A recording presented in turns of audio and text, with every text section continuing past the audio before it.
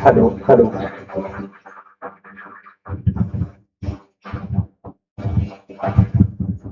hello, hello, hello, hello, hello, hello, hello, hello,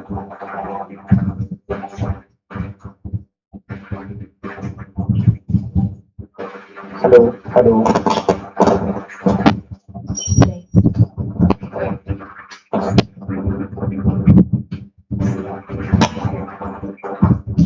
Check.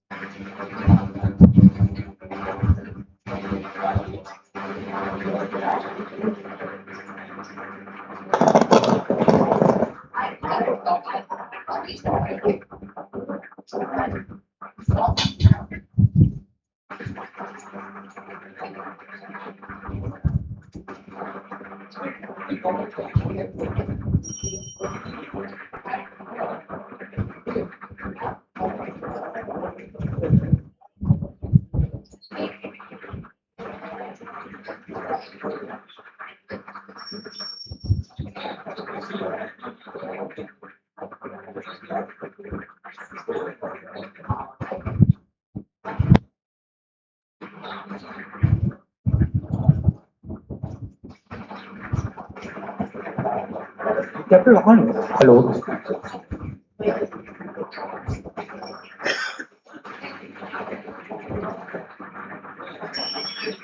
hello,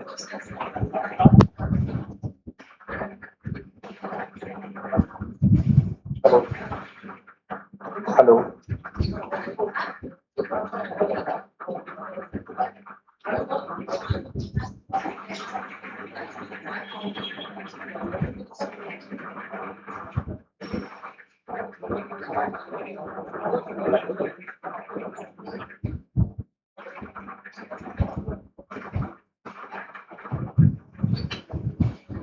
Yes, you know what?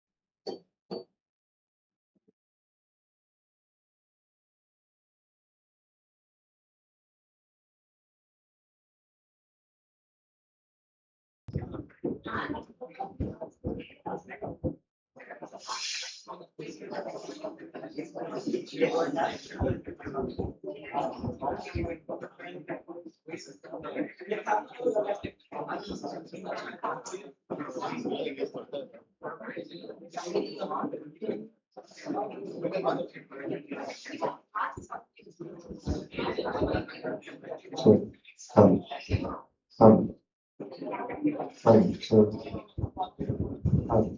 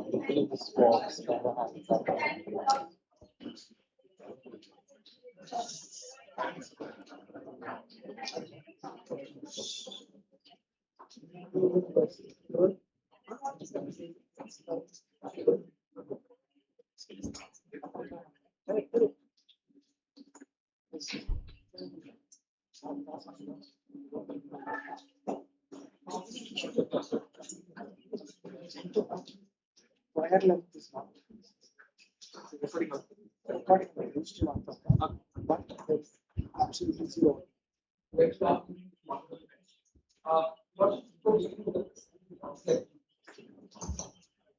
I audible, my lords? Your lordships, before beginning with the proceedings, the council like to serve a copy of the compendium to the bench and to the opposite learned council as well. Much pleasure.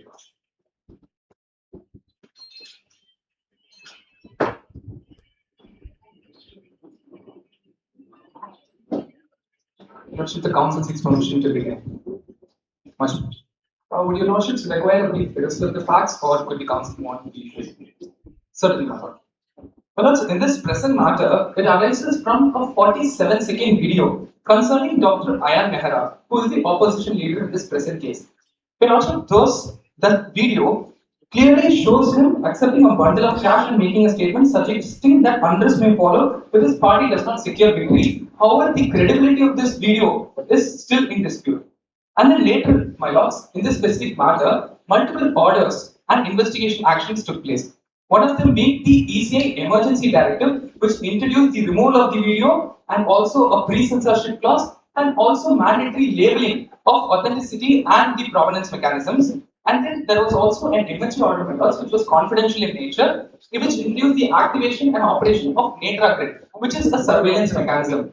And the third one being a promulgation of an ordinance by the president. Since the legislation was not able to bring forth the legislation, the president had promulgated an ordinance called the Electoral Synthetic Political Media Ordinance.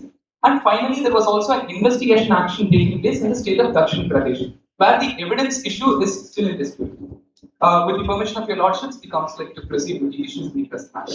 Much privilege. Lordships, here we will be broadly dealing with 4 issues in this present case. The first one being the validity of the ECI directive, the second one being the validity of the MHA order, the third one being the validity of the ordinance, and the fourth one being the validity of the investigation in this present matter. I will personally be dealing with the first 2 issues, and my co-counsel will be dealing with the second 2 issues. Much privilege. Your lordships, first of all, beginning with the validity of the ECI emergency directive. Your lordships, my first line of argument is on the powers of the Election Commission of India in itself. We do understand that there has been jurisprudence where ECI's powers have been termed as plenary. But however, your lordships, if I may reiterate a paragraph from the judgment of a very important election law case, which is the Mohinder Singh Bill versus Chief Election Commissioner, which has been marked in page number 8 of the compendium. It clearly states, your lordships, likewise his functions are subject to the norms of fairness and he cannot act arbitrarily. Unchecked power is alien to our system.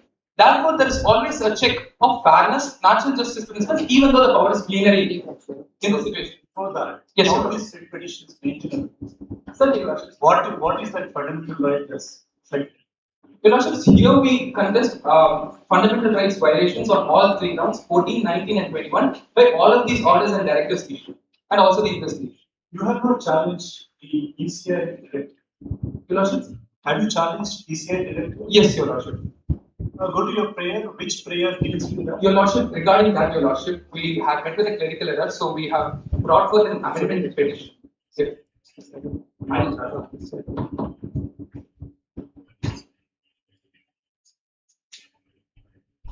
I'm serving a copy of the amendment petition. Council can go to Article 324 and enlighten this court on the powers. Yes, sir, your lordship. Your lordship, in the Mohinder Singh judgment case, Article 324. Yes, your lordship. Can you please read that? Yes, sir. No, before that, please conclude your admissibility and mention of this petition. Yes, certainly, your lordship. I'll be dealing with the 2 possible grounds. The first one being why 32 has been approached here instead of 226. Your lordships, here in this present case, we contest fundamental rights violation, and 32 is a guaranteed remedy. And we have not approached 226 because of the immediate urgency of this matter. Your lordships, right now the general elections are about to come in the state of India, and we are in this present matter are requesting this Honorable Supreme Court to issue an immediate order in order for these laws to be struck down so that a fair democratic process can take place and the election can go on in this present matter, your lordships. Whereas if we go through an High Court, it might lead to an appeal in the Supreme Court. Therefore, due to the issue of finality, we are contesting that 32 is the more appropriate remedy in this specific matter, your lordship. Is ECI directive is a law? Your lordships, certainly not. But it is a sort of a notification which can be considered to be subordinate legislation, your lordship. Because in this present matter, it is not just recommendatory in nature, but whereas it is also going on to state that there has to be mandatory labeling of the political videos, Your Lordship. There has to be mandatory labeling of the political advertisements and campaign videos, Your Lordship. So what fundamental right is affected? 14, 19, and 21, Your Lordship. The House in the ordinance or Sorry, Your Lordship, can I proceed with the contention regarding 14, 19, and 21? no, you can just narrate what exactly the fundamental right Yes. infraction is taking. Certainly, Your Lordship. Your Lordship, the second clause deals with pre-censorship of all political media content, Your Lordships. Political video content. But however, Your Lordships, if we apply the reasonable classification test, later on in the state of West Bengal is very Council, you are missing the main point. What is Article 324 of Indian Constitution? Your Lordship, Article 324 talks about the superintendence of the elections, Your Lordship. Listing powers. Can you just read that? Yes. So what about 329B? Yes, Your Lordship. I'll also be contesting regarding that. Your Lordship, first answering questions. 324 Lordship, superintendence, direction and control of the elections to be vested in an election commission. Hold on. What is the heading? Can you read again slowly? Superintendence, direction and control of elections to be vested in an election commission. So this is an election petition. No, Your Lordship. Is it pertaining to election matter? Your Lordship, here, once again, Your Lordship. Is it, you have to say yes or no, digital. Is it an election matter? You're talking about admissibility. No, Your Lordship, you're not contesting the elections. So you are not having any problem with the election? No, certainly not, Your Lordship. That is exactly why 329B doesn't apply in the specific place as well. We are not contesting the election or the nomination of the candidate. What is the legal definition of election? Your Lordship, if I may, Which law defines election? certainly, Your Lordship. Or which is the constitutional bench judgment Yes, Your Lordship. on the term of election and its parameters and etymological sense?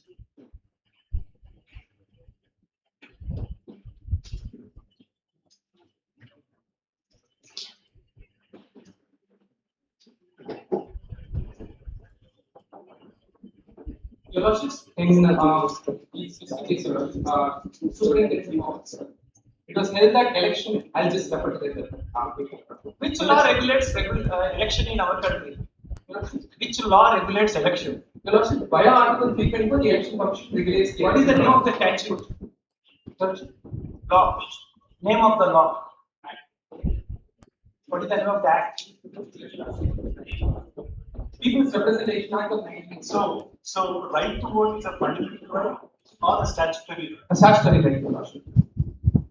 Where is the question of Article? When it is a statutory right and you have a separate law, why are you approaching Supreme Court? Certainly, Your Lordship, we are contending that Article 14 is violated by arbitrary executive action, Article 19 is violated by chilling effect of freedom of speech, and Article 21 is being violated by lack of procedural safeguards. How come Those are the fundamental rights.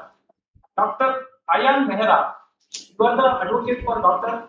Ayan Mehra. Yes, Your Lordship, and digital liberties. And Digital liberties forum. can you explain your legal status of Dr. Ayan Mehra? What is his role in this matter? Your Lordship, he is the opposition party leader, Your Lordship. He is an opposition party Yes, leader. Your Lordship. And as these And it is normal that opposition party will always challenge the ruling party. Yes, Your Lordship, but here In political science. yes, certainly, Your Lordship. But here in this case, one more factor is also to be noted, Your Lordship. The video which is being concerned. We come to video later. What is the legal injury of Dr. Ayan Mehra? Your Lordship, as a citizen of the state of India, his fundamental rights is also being violated in this present matter. That's what this petition has. Which fundamental right? 14, 19, and 21. Your Lordship. No, name the. Tell the name of the fundamental right, not the article. But there are so many types of fundamental. Which What fundamental right? right? Sir, what right is affected? Sleeping, eating, drinking. Which Freedom of expression, sir, under Article 19, Clause 1, Subclause A. No, that is 19. I am talking about 14. Your Lordship, under Article 14, the state must ensure that there is equality of action and there is no arbitrary. Which fundamental right is legally damaged? 14, 19, and 21. sir. 14 is name of the law. Yes, Your Lordship. Whether he was not allowed to eat food or whether he was not able to breathe, whether he was not allowed to participate. What was the injury? Legal injury. Here, Your Lordship, there is no reasonable classification. There is no intellectual differentiation. For what? And there is no procedural safeguards. No, you are using legal language. You are missing the facts. You are not telling the facts of that case. Yes, Your Lordship. If this case is not filed, what is the problem for Dr. Ayan Mehra? Will he not be able to participate in the election? Your Lordship, in that specific matter, Your Lordship, we propose in the hypothetical fact. No hypothetical. Your Lordship, is as a citizen of One minute. 1 minute. Yes, You sir. are using again and again the word citizen. Yes. Can you please read Article 14 slowly? Yes, sir. You use the word citizen, remember that. Yes, read Article 14. Equality before law, the state shall not deny to any person. Person. Any person. You are saying citizen. Yes, sir. What is the difference? And go to 19. Your Lordship. Yes. Read the first two letters. Protection of certain rights regarding freedom of speech. All citizens shall have. So here 19 you have citizen. Yes, sir. And in 14 you have person. Yes. So explain the difference between person and citizen under 14 and 21 and tell whether Dr. Ayan Mehra is a citizen or person. Yes, certainly, Your Lordship. This difference between the citizen and person term is so that Article 14 is guaranteed for foreigners as well. And here in this present, Your Lordship, a person is a more broader term. So definitely the question of whether Ayan Mehra. Next point. Yes, sir. Yes, sir. Trying to understand. Yes. Your prayer, you say that declare the activation of legal unconstitutional. And also you amended it. Yes, sir. But Dr. Mehra is suffering from a video. Exactly. These amendments helps him. Why are you challenging? Exactly, Your Lordship. Counsel, Dr. Ayan Mehra is the owner of the video? No, Your Lordship. He was just featured in the video. No, but you are not. And even we are contesting that is not a real video. Sir, you should Then where is the damage? see, your prayers are, you don't want these legal measures to be taken. But if it is taken, it helps you, sir. Exactly, my lords. Despite this specific law taking down an impugned video concerning Dr. Ayan Mehra, Dr. Ayan Mehra has approached this honorable court because this entire system itself, Lordship, yes. Ayan Mehra's synthetic video has been published. Yes, Your Lordship. Now the election commission wants to verify whether it is true or not. Yes, sir. That is second part. Yes, sir. But to prevent such synthetic video from appearing, it has taken certain actions. Yes. Promulgation of ordinance, etc. is there. Sir, Now, how you are affected? Whether you are owning that video or distancing away from the video. Your Lordship, as Dr. Ayan Mehra, he hasn't had the opportunity to make a public. Your Lordship, in order for him to make a public statement, if he has to release a political video. I am not concerned about that. Yes, sir. Whether you are owning that video or not. No, Your Lordship. And then how you are affected?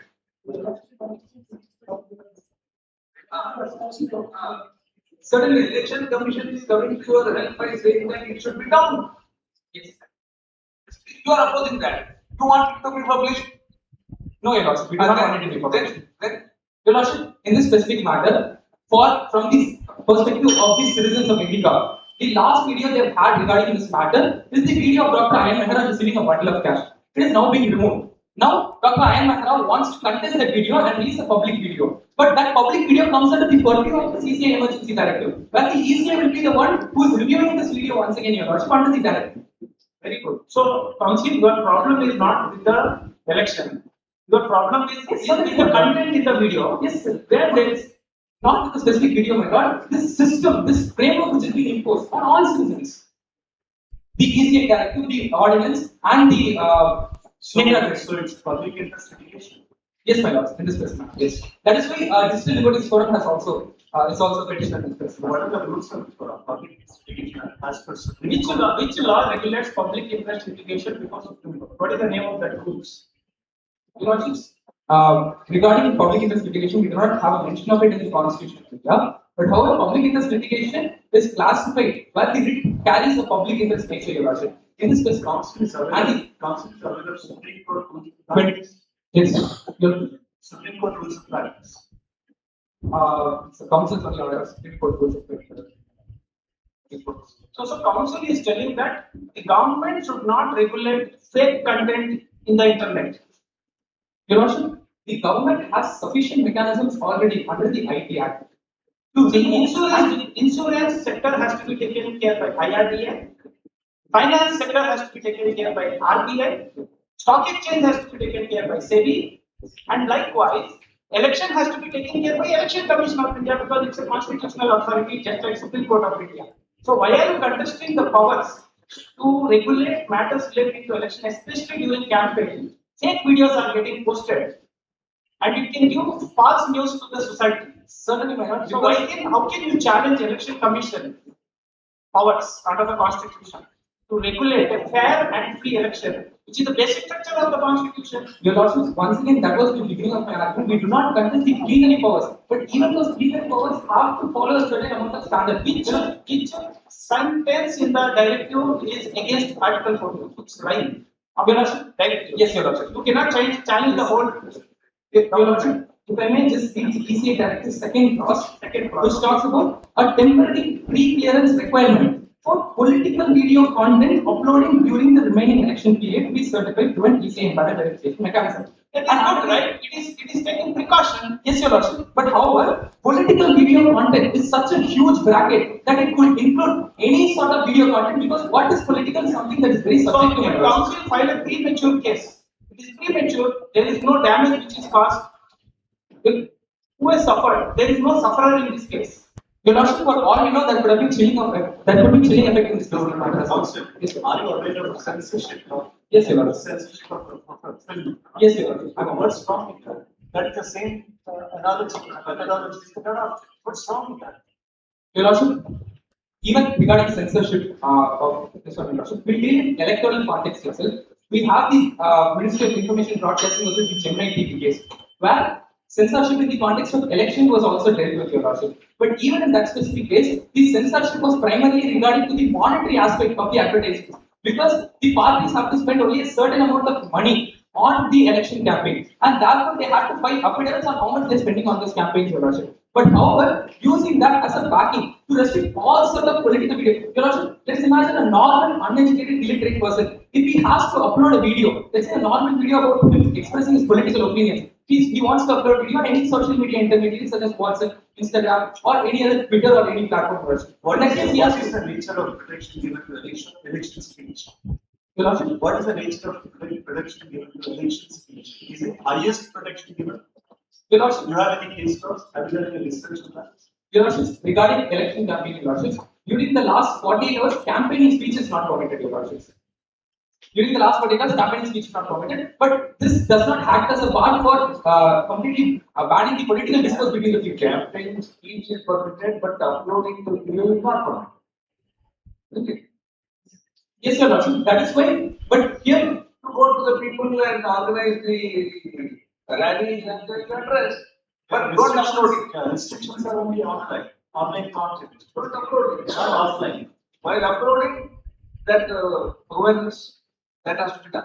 yes, Your Lordship, but even in that specific matter, there has been no distinction laid in this present matter of what constitutes a campaign video and what constitutes a political video, Your Lordship. So what is due process? Your Lordship, due process. From where this document was brought into Constitution?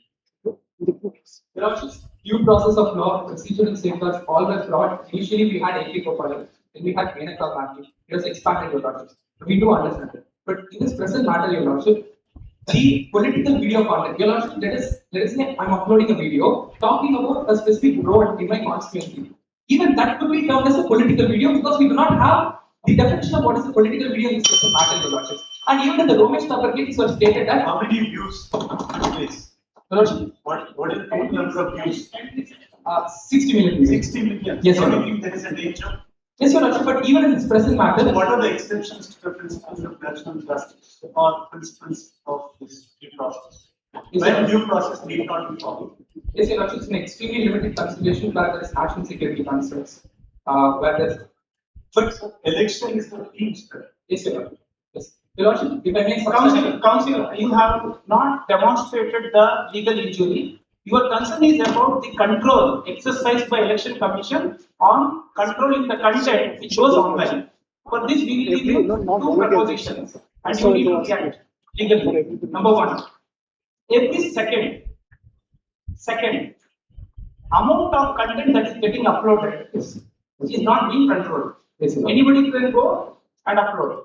And number two, election process in a democratic country is a basic structure of the constitution.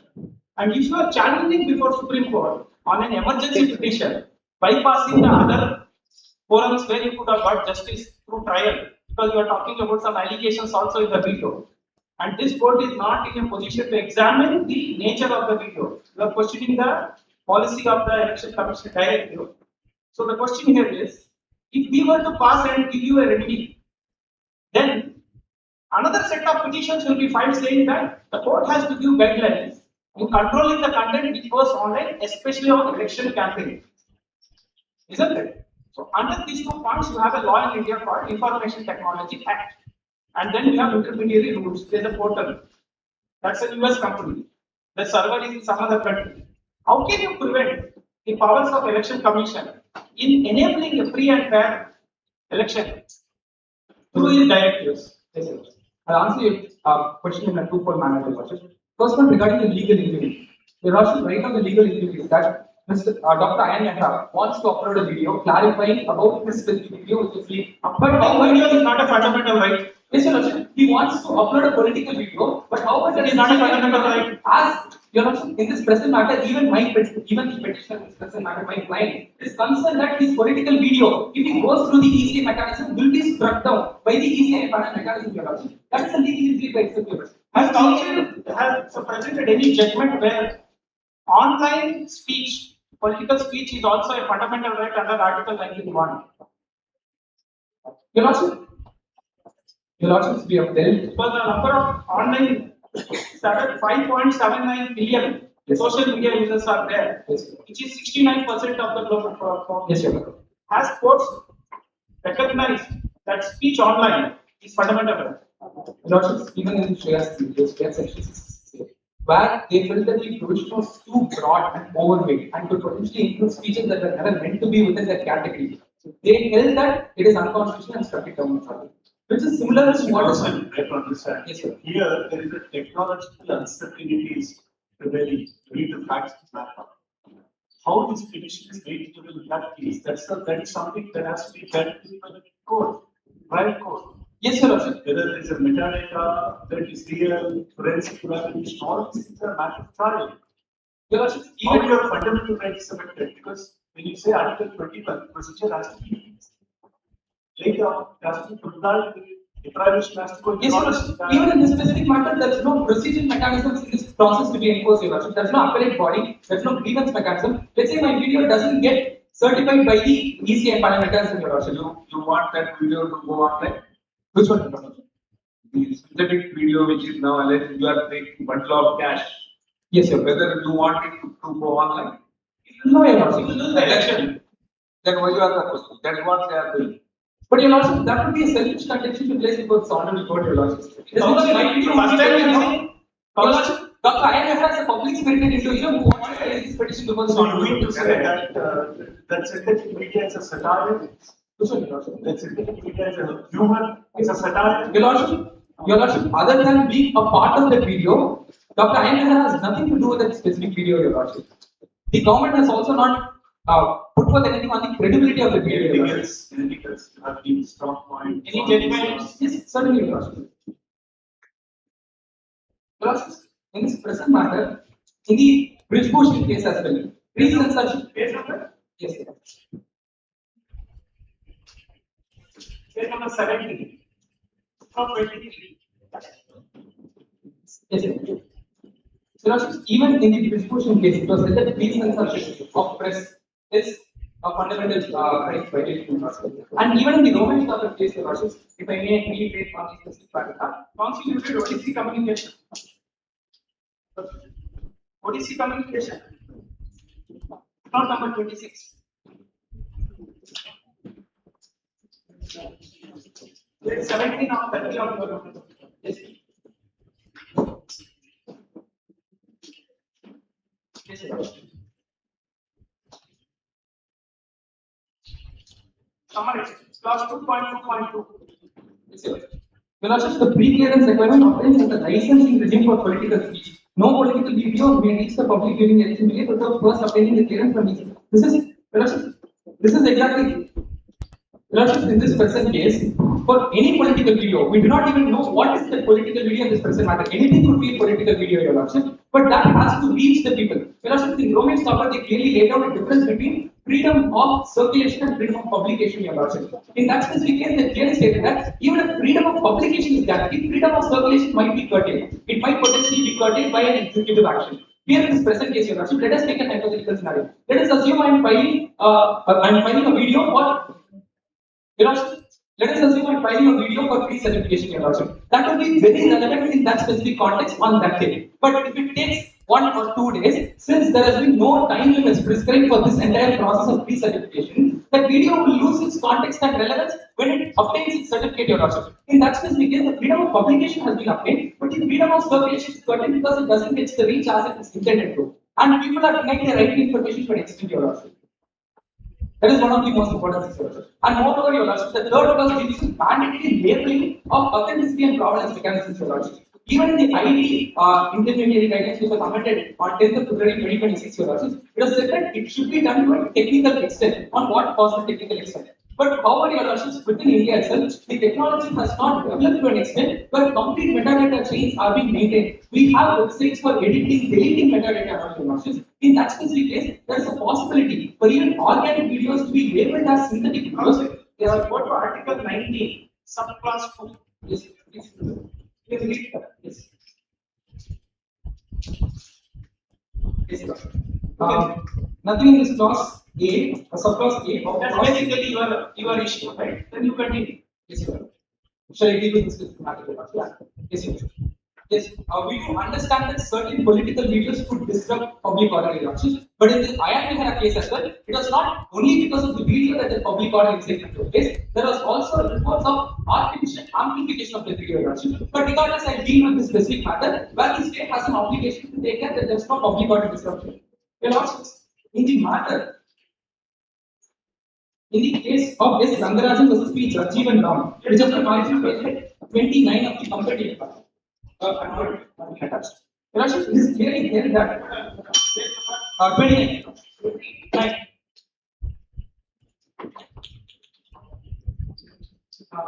Yes, it is the duty of the state to protect the freedom of expression since it is a liberty guaranteed. Yes, sir. Apologies. It is the duty of the state to protect the freedom of expression since it is a liberty guaranteed against the state. The state cannot plead its inability to handle the hostile audience problem. It is its obligatory duty to prevent it and protect the freedom of expression. Just because a political video content might lead to a hostile audience doesn't mean the state should put forth measures to prevent it before it is being published itself. That is the context of the petition in present matter. That's the point. Your final strong points and propositions you want to submit. Sorry, I have one more issue to deal with. We can just have 2 minutes at least. This new ordinance does creates new offences. What are the new offences? Just the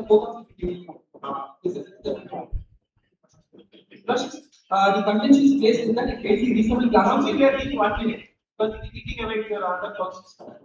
1 second. Sir, You will have a negative mark.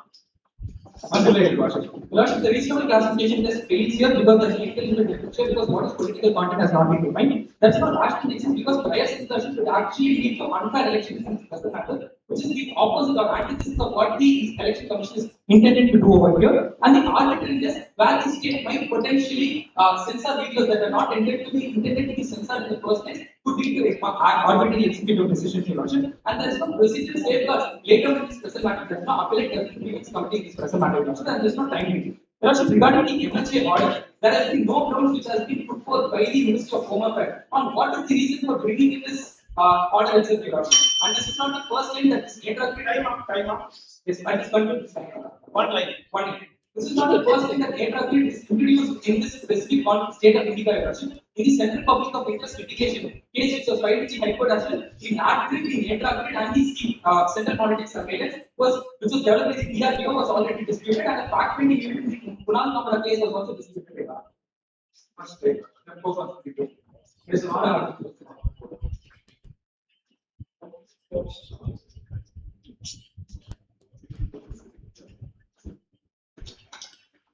A warm greeting to the honorable members.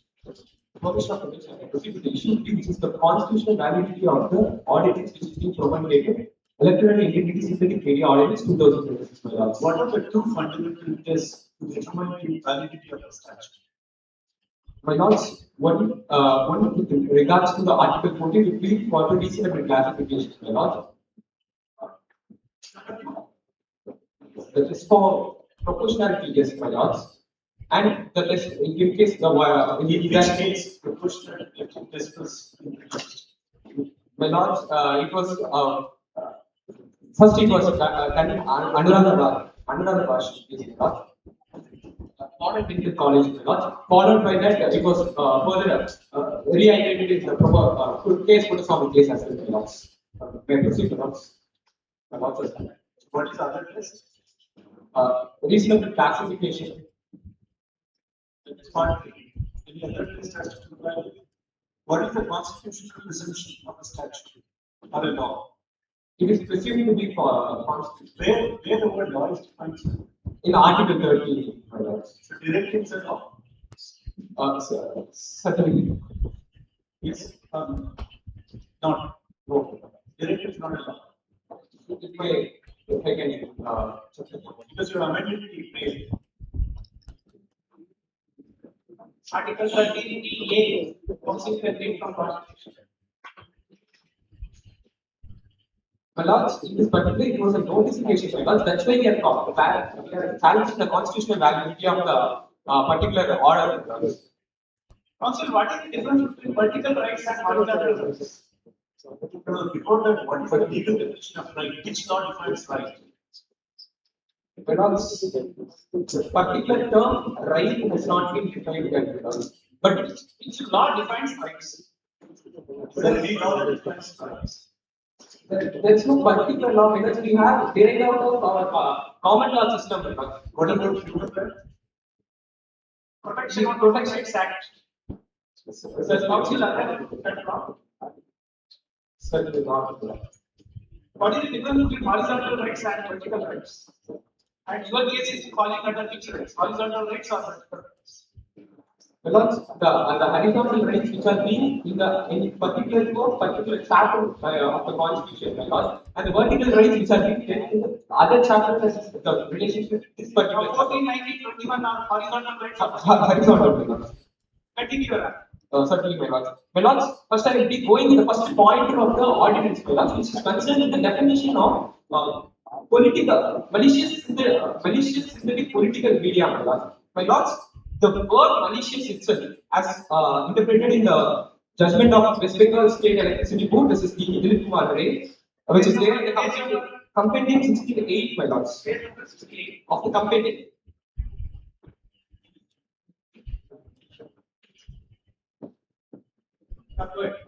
Certainly, my lords. Here they have defined it as a requires evil intention, ill will, or a deliberate wrongful motive, my lords. This implicates predicates a liability of mens rea, my lords. This first point of malicious, my lords. When we go to the synthetic, the term synthetic, it is being defined in the IP Boots, my lords, which is being amended in 2026, my lords, which is being given as a synthetically generated information as a content artificially created, modified, or added to computer resource, my lords. This new ordinance doesn't create new functions.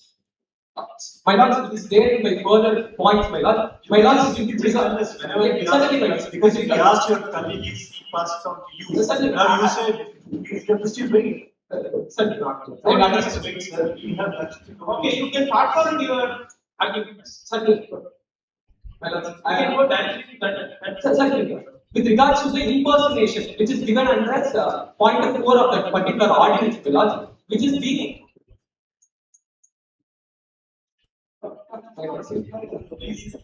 certainly, my lords. My lords, the point. How many offenses that law creates? My lords, there is two particular points. My lords, there is a portion of offences only is being given in this particular proposition which is given to us to argue, my lord. The first one is being the prohibition of the malicious synthetic political media, my lord. The first point, and further the last point, which is concerned with the impersonation, my lord, cheating by impersonation, which is already for Area 266E, my lord, of the idea show. In case if the law do not define a particular act Certainly. Can it be constitutionally challenged? That's an ambiguity for a law for a common man to understand that as it is being held in shares in case, my lords, which when a law What is the constitutional source of an offense? What is Article 20? First one.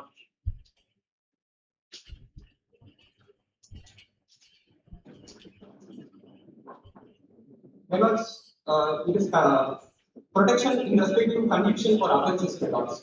So when a person is convicted for an offense, In the violation of law, my lords, when there is a violation of so law, there must be a law, right? certainly. This is the law. Why are you challenging it?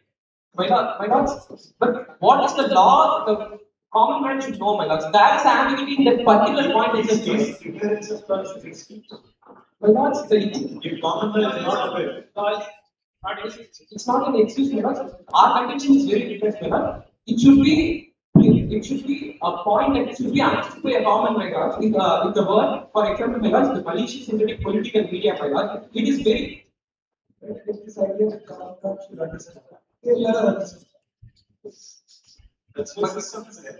My lords, You mean to say that the murderer should know that it is a murder, then only the offense committed for punishable under the conditions of the law. my lords, But ignorance of law is not to that the first lesson in law. Whether you know or not, whether the public knows or not. my lords, Forget about common man. As a council, what is the difference between offense and crime? my lords, offences can be of civil nature, my All lords. offenses are crimes, all crimes are not offenses. Which one is it? My lords, all offences are criminal law defines crime or offense. offense. What is offense? It is a violation of law. Council other than PNS, new law, how it defines offense. Has it changed from the earlier law of Indian Penal Code? Any analysis has been done because of challenging the law. Certainly. Under the PNS, what is the legal definition of offense? Apart from BNS, is there any other law defines offense? Does Constitution define offense? No, my lords. Constitution does not. My lords, even the idea that We say law which is called as dictionary. Constitution.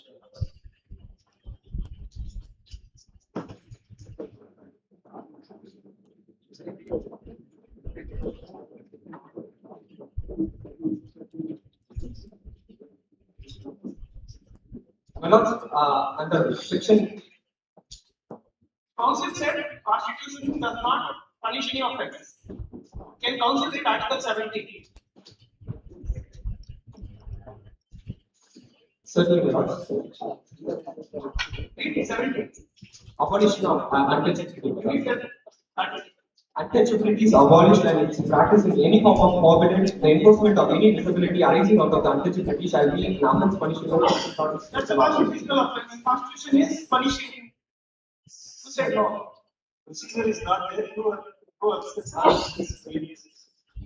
Certainly, my lords, but the contention is very different for the council, my lords. Here, the law is being. Your argument has become very weak because you said knowledge of law is required for common man.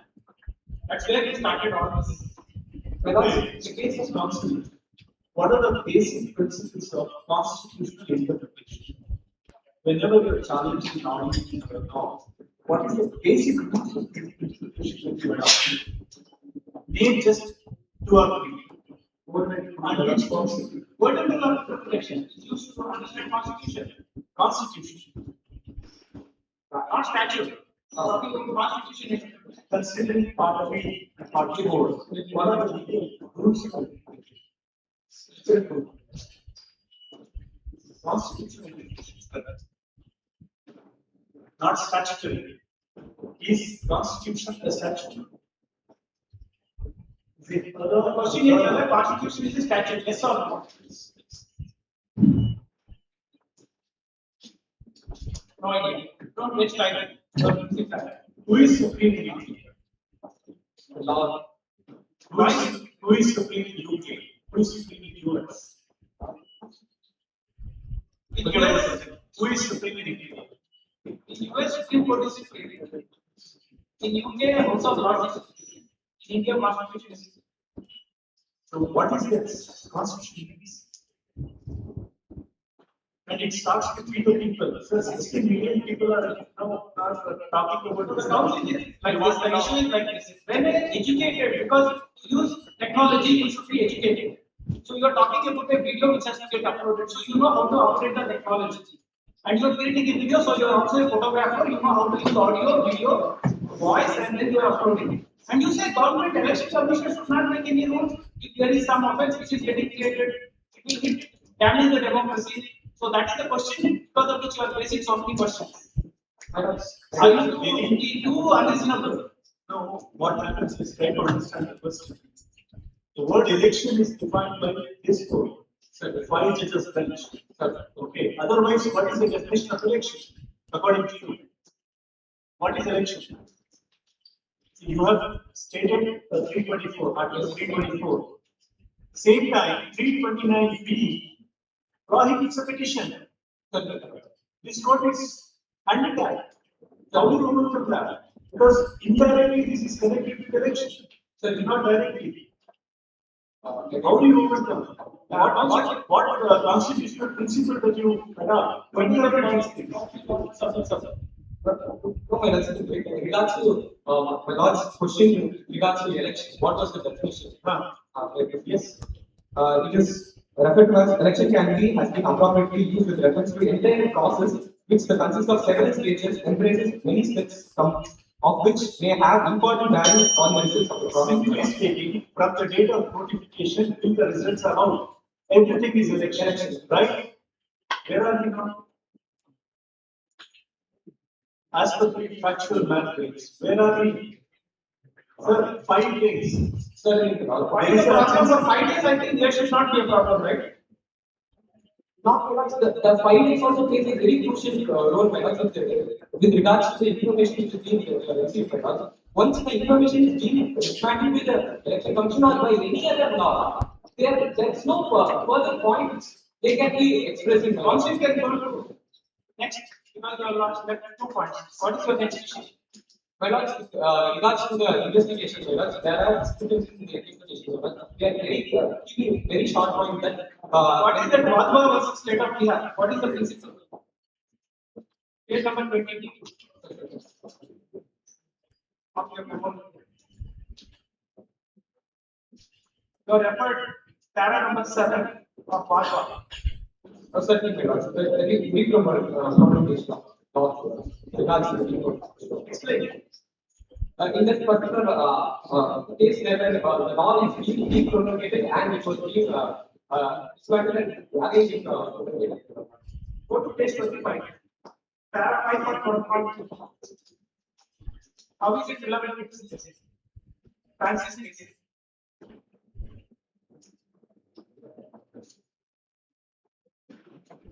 Francis following. What is the laid down?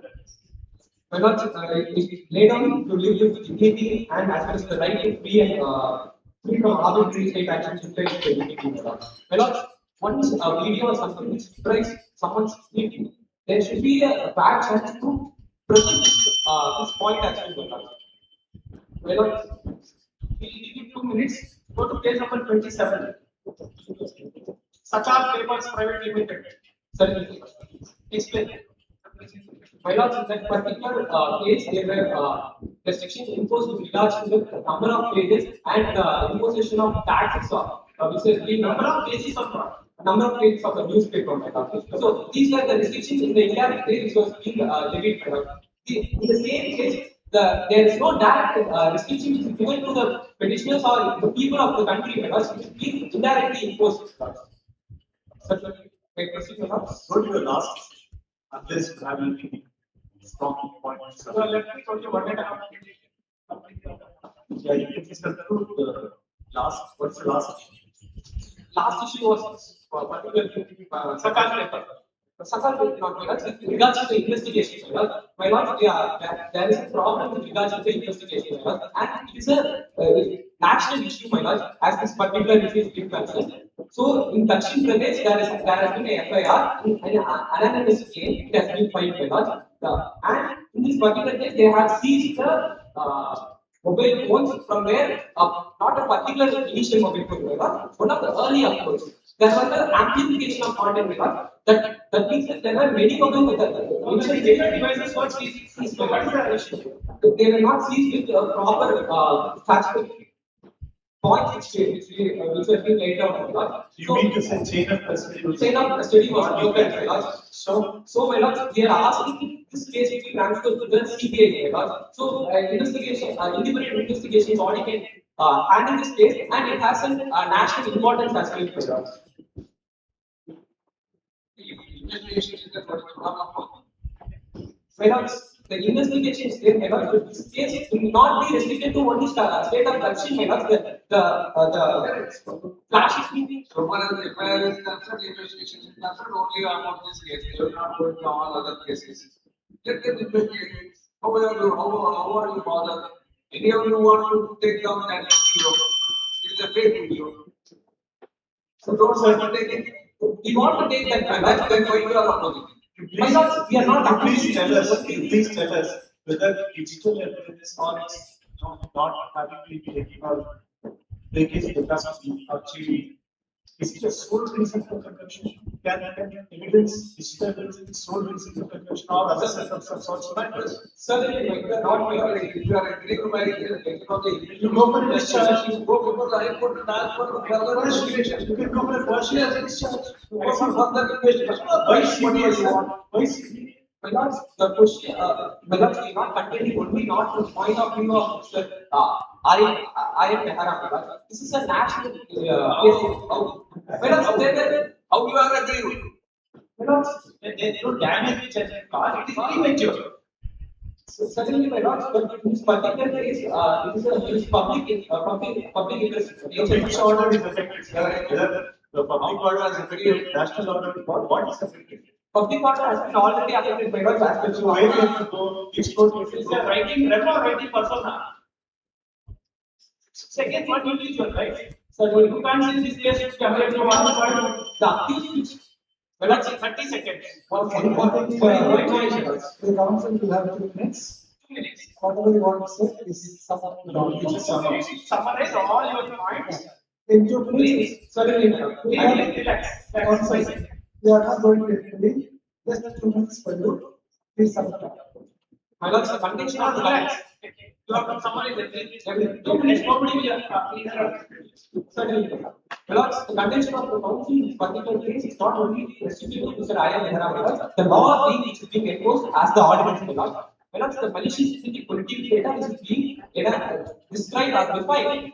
It is not encompassing only the synthetic political data, my lord. Here, synthetic means it may include animation, it may include posters which is being done in the electronic means, my lord. So this is being in a very broad sense, my lord. When we fiscal vagueness for void of vagueness test, my lord, has very shared. In this particular point, I brought up a particular point of it should be applied in the point of view of the labor and actually when the ambiguity arises, my lord. And it should be also applied in the perspective of the person who is going to apply this particular law, my lord. When the law in this particular case, what happens is, my lord, here these all criminal matters, as my lords have given me many questions with regards to the criminal one. But these adjudication powers of the criminal case is being given to the executive, my lord. So it violates the separation of power, my lord. And further, my lord, with regards to the investigation, as we have already concluded, we request this particular case to be transferred to the CCI. That's all, my lord. So actually, I can quickly give the prayer.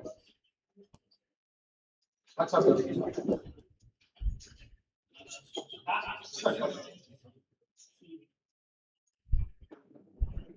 See, handing over patients to the is not a normal routine manner. There are certain conditionalities attached to CBI. Why do you say CBI will be in a better position to invest? My lord, with regards to this particular case, I am placing lines with regards to Subrata Chakrarao versus Union of India. page number 125 of the complete class, where it was said that Just tell me why do you want CPI? the first You see, one, the CPI comes into the picture. Sir. I'll give you an explanation. And the competency of the local police is challenged. CPI does not come in a routine and mechanical manner. Then we don't have a need for local police. but also in this particular case, the evidence is being disputed, and at the same time, the fairness is also being disputed by law. So, as in this particular case, which I have said before, it has said that the independent body like CBI may give the public a confidence with regards to the investigation, involving the wider public interest and interstate The ramifications. last point to you, investigation report is not a final report. It is subject to the scrutiny of the court. Certainly, All your pretensions can be challenged in the court of law. certainly, certainly. Therefore, in the light of issues raised, arguments are not authorities cited, it is most humbly prayed before this honorable court to declare easy emergency with directive retroactive electoral integrity is unconstitutional and is liable to be struck down and transfer the particular case to the CBI and pass any other order as court may give to the interest of justice, good conscience and fairness. For this act of justice, the counsel for petitioners may be on forever. It was the honor arguing before this honorable bench. Much appreciated.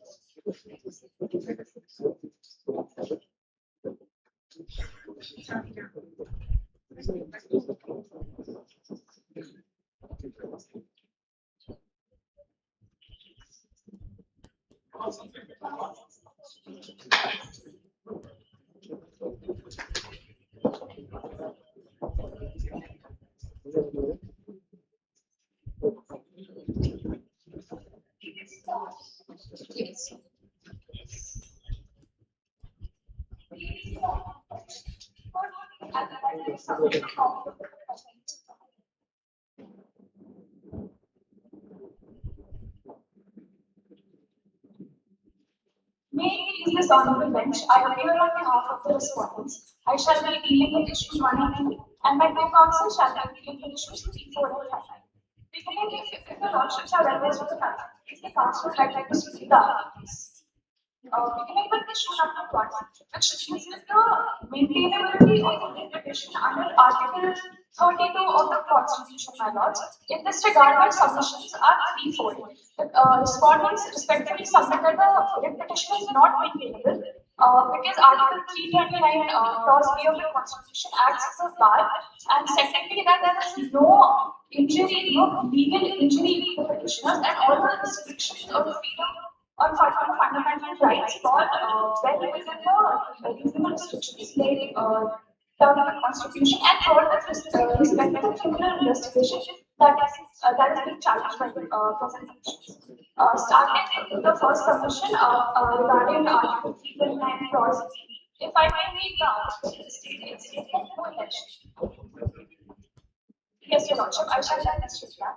Here, the article states that no election shall be called into question except by way of an election petition that is filed after the election campaigns.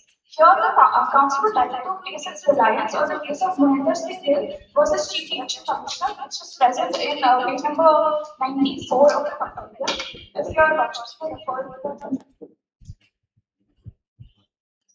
The judgment reads that Article 329 clause B is a blanket ban on litigated challenge to electoral steps taken by the election commission for carrying forward the What are process. the facts of this case?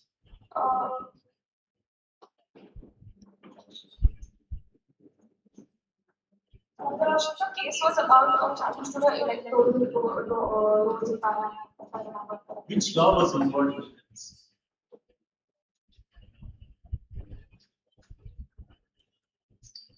RPI? Yes, sir. Here, Your Lordship, I shall demonstrate how this is applicable. The judgment in interpreting the term election as mentioned in this article states that everything that starts from the notification of the election to the calculation of the election by the publication of the results falls within the scope of this article. Here, the present petitioners have challenged a direction of the election commission. Now, with respect to this, the council has lies on the list of So barring that directive, this petition is maintained. sorry. Barring that directive. Otherwise, this petition is maintained. No, Lordship, I shall demonstrate with respect to Please the tell us. coming to the criminal investigation that the petitioners have challenged. Here the petitioners, the major question is procedural and regarding the evidentiary value. So this must be dealt at a trial stage. Further, the persons that are subject to the criminal investigation are not even party in the present petition.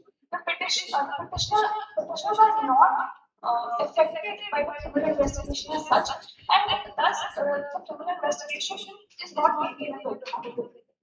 What about the audience? Yes. So in this regard, the respondents argue that these fall well within the reasonable restrictions. No, for that easy is maintained. No, Your Lordship, because there is no legal issue. The major flaw of the petitioner's submission is that the petitioner's challenge is action that benefit and works in favor of the petitioners. The video that was taken down by ECI was defamatory towards Dr. Ayan Mehra, and Election Commission has taken that video in accordance with the rules that already exist, which is Section 69A of the IP Act. Thus, no legal. Please tell us, because there is election, whether the constitutional standards change. Then why you have come to the new law? Your Lordship, What is so hurry? Just 5 days you come out with the new ordinance. Your Lordship, That we don't really listen back. with respect to the ordinance, the respondents argue that there was a need of that ordinance to be passed. My co-counsel shall be dealing with the ordinance issue. I shall be dealing with the ECI directives only. So, if moving on, if your lordships are satisfied with the maintainability issue regarding the investigation, Please.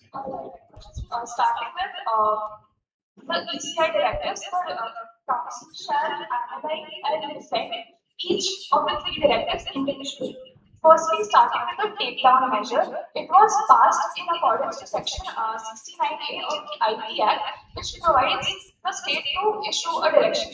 Now, the petitioners argue that laws are already in place and therefore there was no need for the ECI to act. But here I would like to argue that the direction by the ECI only operationalizes the rules that are already in place. If, for example, if an interview. What is the takedown measure? Before this amendment, before this new law. Before the IP Act. Before this new ordinance, what is the takedown? Uh, How many days that takedown has to be implemented? What are the rules that Under which the should be IP Act, it was previously 36 hours, currently it is 3 hours. okay? So 36 hours it has to be implemented. Yes. So when there is already law, why Yes. this rule? Yes, sir. That is what I was arguing. The ECI directive was in effect it operationalizes the law that is already in place. Unless and until the intermediary has actual knowledge of that definitive content or content that is unlawful, it cannot take it down. Actual knowledge must be found in the case of Shreya Sasser versus Mona Sadhya, and What is the constitutional silence in this case? For which you need a law. this is not a law. A directive was passed in harmony. Including directives, because you say you are coming with all three aspects, right? Ordinance, I'm arguing for the three directives of ECI. you are not adding other. The ordinance is not arguing. So if your lordships are satisfied with the first, the takedown directives that was passed. What are the exceptions when elections still be challenged? Even despite three having been here. Your lordships, there is a. When the election can be challenged despite what are those circumstances? Election can be challenged and the powers of PCI can be challenged. The lordship elections cannot be challenged. No case laws are. the actions of ECI can be challenged if they are manifestly arbitrary. But the elections themselves cannot be challenged because Article 329 has a non-obstacle. What are the other constitutional articles which deals with this interpretation? Only people any other articles are there? Which also needs to be looked into. Not with respect to the constitution, but I have other laws to cite. For example, if I have to argue the second directive, which was with respect to prior restraint of political content. Here, I would like to bring into attention section 126 of the Representation of People's Act, which talks about a 48 hours mandatory silence period, and it prohibits any electoral media related to electoral matters to be published in that particular way. The directives of the ECI is completely in harmony with that particular section. Further, the petitioners argued that this is amounts to a prior restraint on speech. Here, I would like to argue that prior restraint is the document is not applicable always absolutely. There are certain exceptions where the courts have upheld prior restriction of speech. Here I would like to cite the case of Secretary of Information and Broadcasting versus Gemini Private Limited, which is mentioned in the cited in Flag 3 of the here the courts. What is it? What is your understanding of the law? When you put this Freedom can be restrained when there is a question of public order, security, information is in threat. before the act or after the act? You know what is act? Yes. Small legislature. What? It can be also challenged The after law revolves around an act. Human act. What is that? the elections are practiced. What's the reason? Council several of what's the okay, forget about freedom. What is right? Where the word right is defined. Can you convey somebody's right before you reach election? How this law is justified? It can be curtailed in certain exceptional circumstances. For that also act has to perform.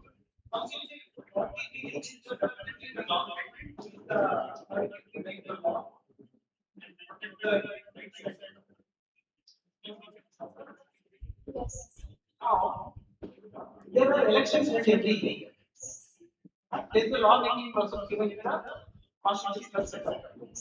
What was the need that so many years there was election and suddenly in 2026, you get president has to exercise the emergency powers, and Home Minister also has to take. Do you think making such laws gives benefit to the one political party and remove the benefit for the other political party? Is it not dealing with fair democratic system? And then you should have been careful that when making laws on such technical issues, which requires forensic science, which requires executive. I will put it in a What different was the I will put it in a different way. Have you made legislative impact assessment? Have you made judicial impact assessment? One year you just study making such laws. That is the What is the need to make so many ordinances? council is aware of impact assessment. Yes, yes, Have you yes. done that? Please justify. How do these The facts of the proposition are silent as to whether forget about it? That's what How I'm do you saying. get some information of this? yes, What is the impact of this law? Legislative as well as judicial. Roger, to answer the question as to what was the need to pass such an act, the proposition states that there was widespread use of AI in the present Just like the general audience has been, the timing of the law making looks like favoring one political party and not favoring another political party. Because the law itself was for a temporary law, it was not a permanent law, and it is not dealing with the past elections and future elections, which is subject to law making. So don't you think there is a little bit of unfairness, and that is why petitioners are approached constitutional bench How do you demonstrate? Firstly, your lordship is subject. Putting it different and you are not changing the rules of the game during the game. Your lordship, this is The game has already started, and now you are changing the rules. Your lordship, firstly, I would like to state that such an action by the state is not unprecedented. Maybe we feel that we want to avoid, analysis. Your lordship, like I was saying, such an action is not unprecedented. The ECR passes such orders almost every year the elections are there. In reference to this, I have attached a press release, an official press release by the ECR on the flags 5 and 6 of the complaint. Where So in this case, you are preventing the speech of the political party going to millions of users. You stop them opening their mouth. Article 91A, all of them. Your lordship, the actions fall well within the reasonable restrictions. While the game is being played, not when the game started. Game is already going on. You change the rules. They were not prepared. Your lordship, with respect to ECR directives, they fall completely within the reasonable restrictions laid down in Article 92, which is in the interest of public order. Secondly, Reasonable restrictions should be before the game starts or after the game is over, not while the game is being played. That was what the judges said. yes, your lordship. But So you were convinced. no, apologies, your lordship. Prior restraint of speech has been upheld by this court. Previously, where I cited the case of Ministry of Information Broadcasting versus Gemini. The prior restraint was only upheld because it is an exceptional and it is an emergency period. It cannot be upheld if the situations were normal. This is just 48 hours prior to the polling being held. Now, Emergency should not be. Emergency should be rare. Why are you making ordinance? Your lordship, the same is echoed by section 126 of the RPA. It creates a separate rule for that 48-hour period. How many times election commission has exercised this power in the history of 75 years? How many times this power has been exercised like this?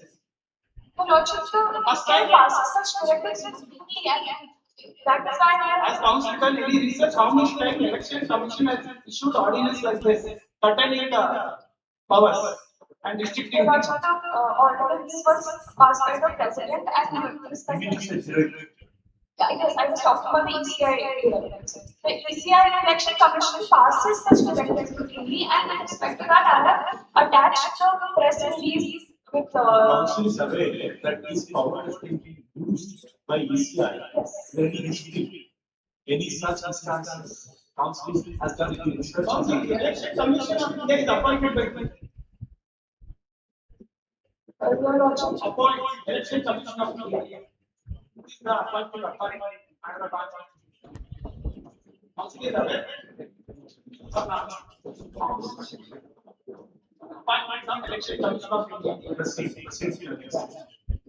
Yes, your lordship. As I was arguing about the constitutionality of the ECI directives, the first directive is completely backed by section 69A. The second directive is completely in harmony with the laws that already exist.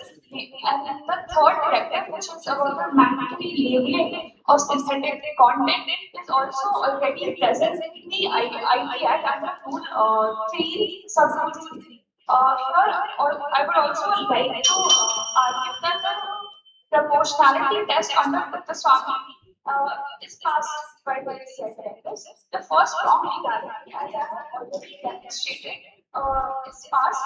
Article 324 provides election commission of powers for the superintendence of elections. Further, section 126 of the RPA, the rules, the IP rules of the Information Technology Act also provide legal value to the directives. Are you also giving the permission to take it? No, not sure. I don't just There is someone, if you have a strong point of Any case like that, it's substantially. 2 minutes.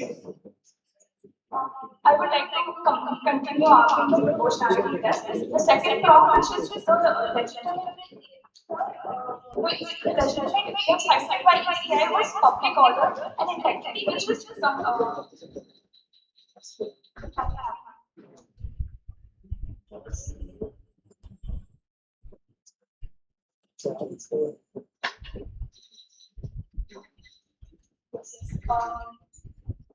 ECI cited two grounds which are electoral integrity and public order. Here, the threat to public order was not speculated by laws. It was real and it was actual damage cited in the Moot proposition. Hence, the ECI was completely reasonable in the steps that it has taken. Second, to argue the necessity and the proportionality of the ECI directives. My loss this is the necessity requirement mentioned under the least restrictive means for used or not. Here, the consider what ECI did not do. ECI did not shut down internet. ECI did not take any excessive measures. The measures passed by ECI was temporary and they were directed towards a specific kind of speech. The petitioners relied on the case of Bridgebush. Here I would like to argue that the two cases are not similar. And they must be differentiated on the facts of the case. Bridgebush applied to all sorts of criteria and it was vague. Here the ECI directives are specific and contained. Okay, last point. I need a clarification. You see, you said that the procedural safeguards can be imposed in light of public order. Now, public order is a very dynamic concept. It changes every day. Don't you think the ECI has a right to intervene as situations develop? Your Lordship, Can you challenge the execution or Your Lordship, yes, it can be challenged because public order is subjective, even though it has been defined from multiple judgments. But here we cannot argue whether the ECI in citing public order, whether it was reasonable or not, because the facts of the proposition are already settled that the public order emergency was real and it was actual. Hence, Your Lordship, I'm not arguing whether the subjective the aim cited by ECI, whether it was reasonable or not, because the facts of the proposition are already settled. Further, the petitioners stated that procedural safeguards are not in place and they had concerns about the procedural safeguards. Here, all the actions of ECI were in complete harmony as written in the proposition. Also, they were done in accordance with the rules that are already in place. Here, the IT rules already provide these procedural safeguards. The rules provides all due diligence that needs to be taken care of when information is being collected and is being used.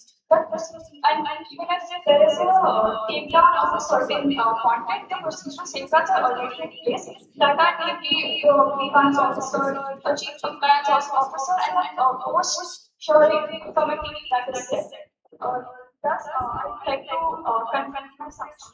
Safety and the Commission had generally constitutional authority under Article 324, confirmed by this court under Moot. The directive was backed by statutory frameworks, namely the IT Act, the IT rules, and the Representation of the People Act, and the Article 24 of the Constitution. Further, the prior restraint doctrine is not applicable here because the measures were temporary and it was directed towards a very specific kind of speech. The directives would cease to exist after that 48-hour period after the polling is. even if there is no statutory factor, can ECI say we should It can be challenged if there is no legality to the directives. ECI can issue, but it can be challenged. ECI can. They are not anything and everything under There the sun must gets be, its there own. must be legality to whatever direction. Whether it's not directly, there must be a statutory backup or Yes, not. there must be a statutory backup to any state action that infringes upon fundamental rights. According to the Buddha Swami judgment is. According to you, Well, my argument was with respect to the Buddha Swami judgment of 4 prongs that what is the your opinion? judgment has. Forget about that. What is your opinion? Whether without statutory backup, can SCI issue or not? Yes, sir. Your Lordship,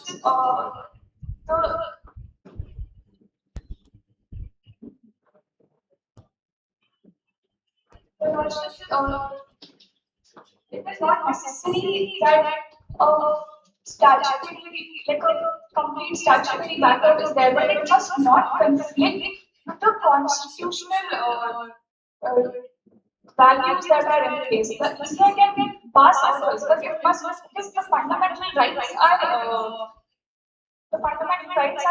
most important, and whatever directives are passed by the state, it must not be completely arbitrary and in violation of those fundamental rights. Lastly, as I was saying, that a proportionality standard under Swami is satisfied on all 4 things. Lastly, my lords, I wish to place one comparative observation before this court, not as a binding authority, but as a persuasive implication. In the United States, Minnesota and Texas specifically prohibit political placement 30 to 90 days of the election. They completely ban synthetic media. It's not prohibition, it is a complete ban. Even the European AI Act mandates for labeling of AI generated and manipulated content. Here, the ECI had acted completely reasonably and in response to an emergency that was already occurring. The damage to public order was real. And the ECI. basic structure theory, Yes. erosion. Uh, In the US, we have basic structure theory. Basic structure theory is how can we compare it? The petitioners who argue that this free and fair elections, the doctrine of free and fair elections are violated, therefore the basic structure is violated.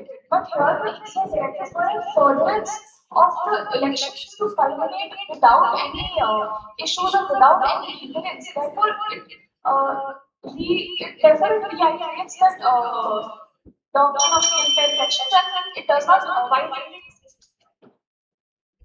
much of that on our argument.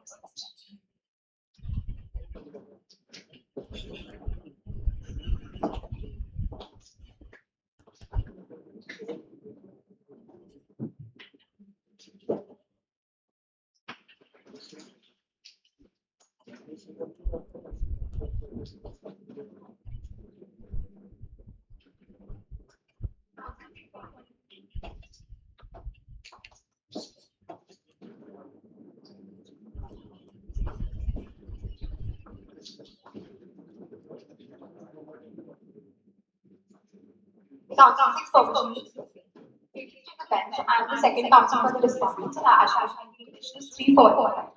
On issue 3, your lordship, I shall be reading whether the activation and operation of Netra Grid violates the right to privacy under Article 21 of the Constitution of India.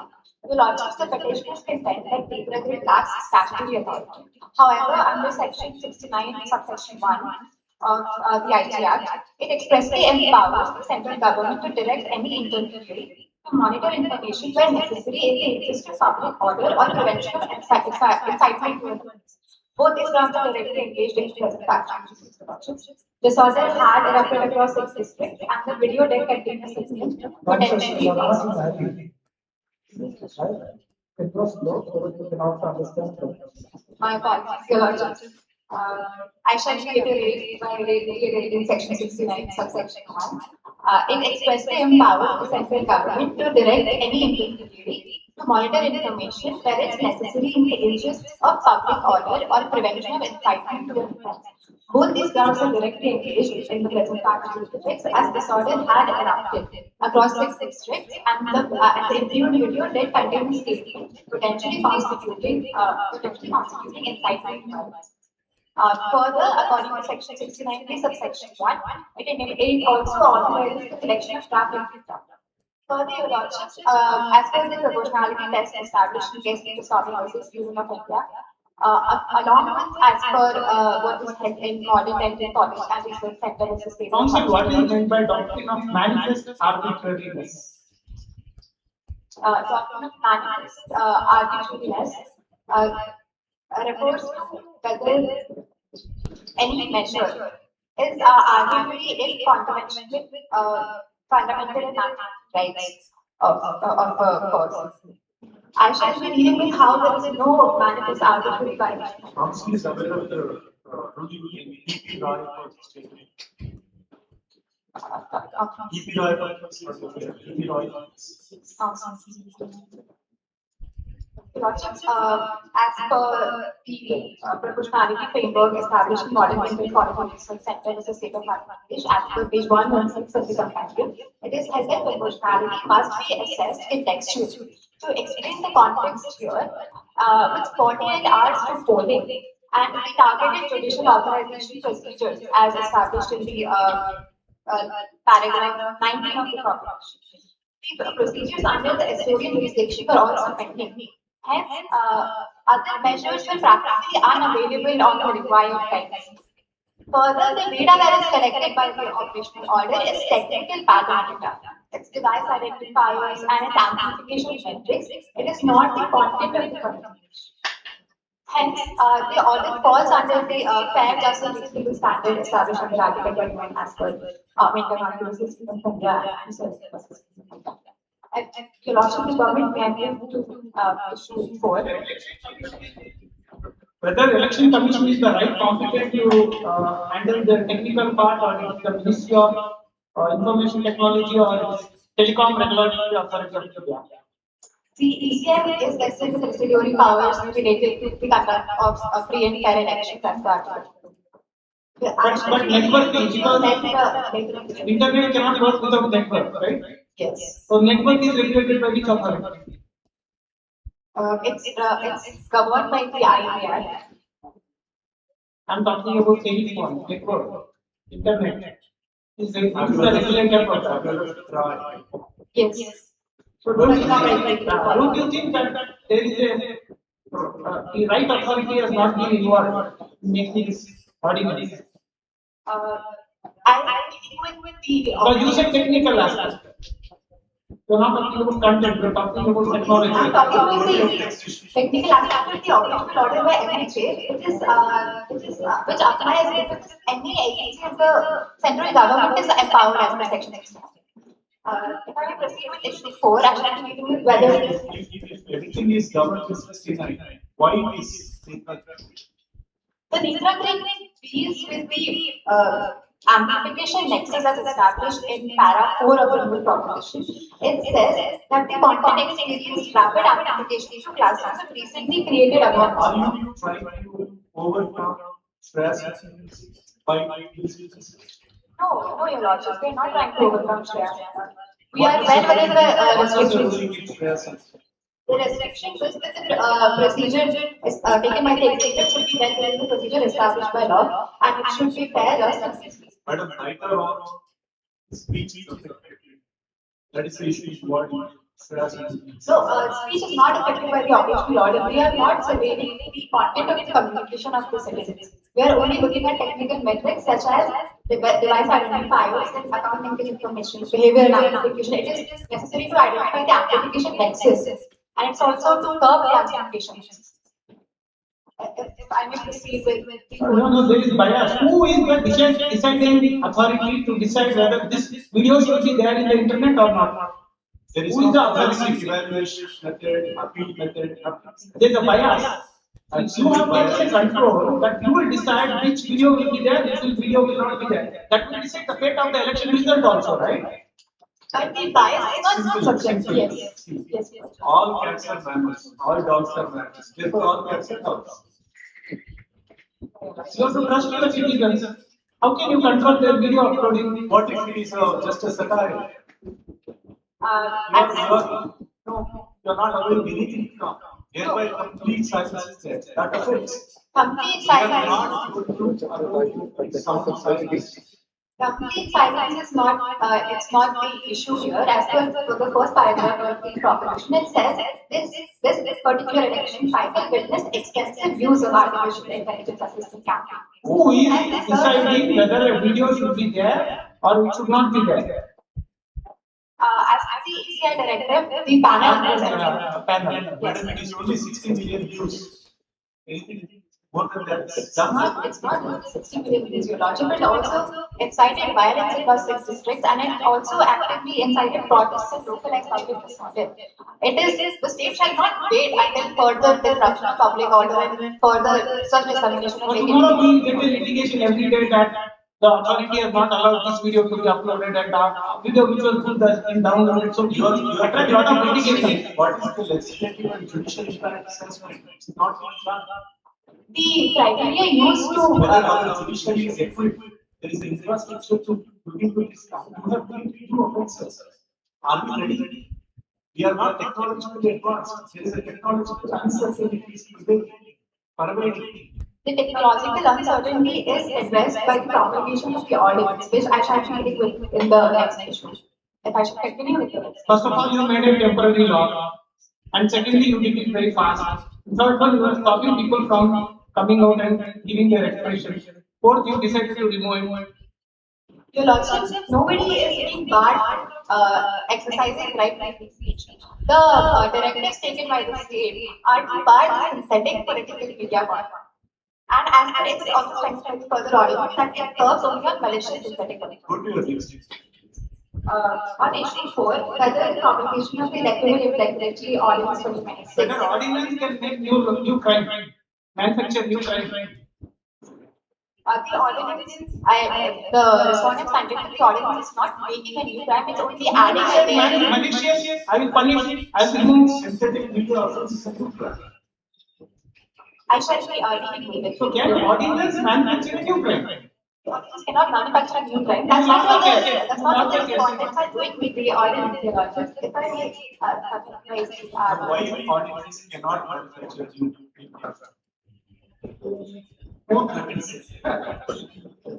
Legislature is empowered to make the cases. The legislature is the ordinance can also fix it. Yes, yes, India, who can make law? the legislature. Can judiciary make law? Why not? The judiciary can set precedents. You should Judgment. you should have, instead of making this law, you should have made a petition to us. Why? The ordinance was Don't prompted. you think there are judgments like the Shaka. We have kind of the you have done your job.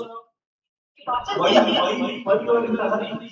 So my brother is very clear. It's a politically motivated law. Your Lordship, the respondents could have contend that it was an electoral emergency. There was only 48 hours left in the final polling of the final phase.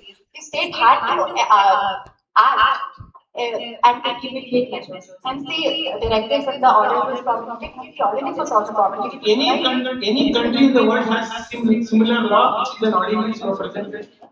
Has council made any analysis? Yes or no? The council is not aware of foreigners. To proceed with the ordinance issue, in Krishna Kumar. Do you agree that political speech has been given highest protection in this country? In electoral conference. So we feel it is a draconian law, it is a lawless law. Your Lordship, the respondents exactly contend that it is not a different law because it's not breaching its scope. It's fair, just, and reasonable as per the standards set under Article 21, and I shall be explaining why the ordinance fulfills the function. In Krishna Kumar Singh versus State of Bihar at page 21, the 7th judge read 112 of the compendium. This is just one copy of the petition, my apologies. The President's satisfaction is justiciable only on limited grounds, specifically only on extraneous considerations. The petitioners have expressed disagreement with the executive's necessity assessment. However, mere factual disagreement of the precedent of necessity is not a ground to strike down an entire order. Further, the parliamentary discussions as per para 16 of the proposition resulted in no enacted law. Therefore, there was a legislative gap, and the ordinance power exists to fill the legislative gaps when the parliament cannot act. Further, on the substantive validity of the ordinance, as per section 66D of the IT Act, it already criminalizes cheating by personation through digital means. The ordinance addresses synthetic impersonation, specifically the electoral context. It's adding a layer.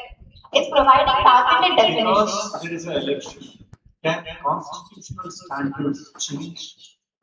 Because there is an election, can constitutional standards change? Can there be constitutional standards, electoral standards, and normal electoral standards? The standards normal are constitutional standards. Lordship, the standards are not being changed.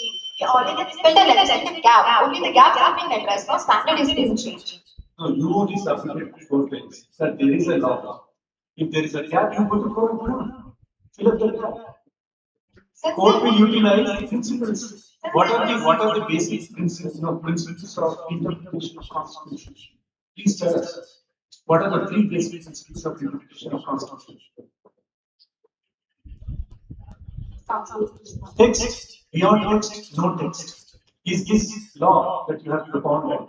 Is it an act of policy? It is an ordinance which came in accordance with the emergency that necessitated such measures. So during emergency, you can do whatever you want. No, it's not a declared. Who declared emergency? What is There is no emergency? declaration of As per emergency. Constitution, what are the types of emergencies? I'm not arguing on emergency. I used the wrong word here. You can say exigency. Exigency. We're at a critical time of the elections. There's disorder everywhere, and immediate measures. Why, what the bad budget or efficiency of in the midst of election, and too with the parliament was not interested. What was that urgency? As the directive, it was to provide legislative backup for the to the MHA's order, operational order. Plus, it's not limited to the elective window itself. The legal framework for elective enforcement, if your option to refer to para 11 of the proposition, the FIR against unknown persons was registered, alleging offences including criminal conspiracy, cheating by persuasion to digital means, etc. And this investigation is still ongoing. And the ordinance that is promulgated identifies the offence and it prescribes penalties for synthetic impersonation in electoral context. Why don't you allow that investigation to come? The investigation Why is are you in being a hurry allowed. to make a new law? What will happen in that case? There is no hurry in making a new law. Your lordships, No, what will happen in that case because of this new law? it's only an added ground. It only makes the job easier. So judiciary is troubled with one more case, one more law. Are we ready? Yes, I'm just corroborating my assessment by the ordinance. So, section 60 already addresses this. The ordinance only adds a layer to make the You are not ordinance job challenging easier. the FIR.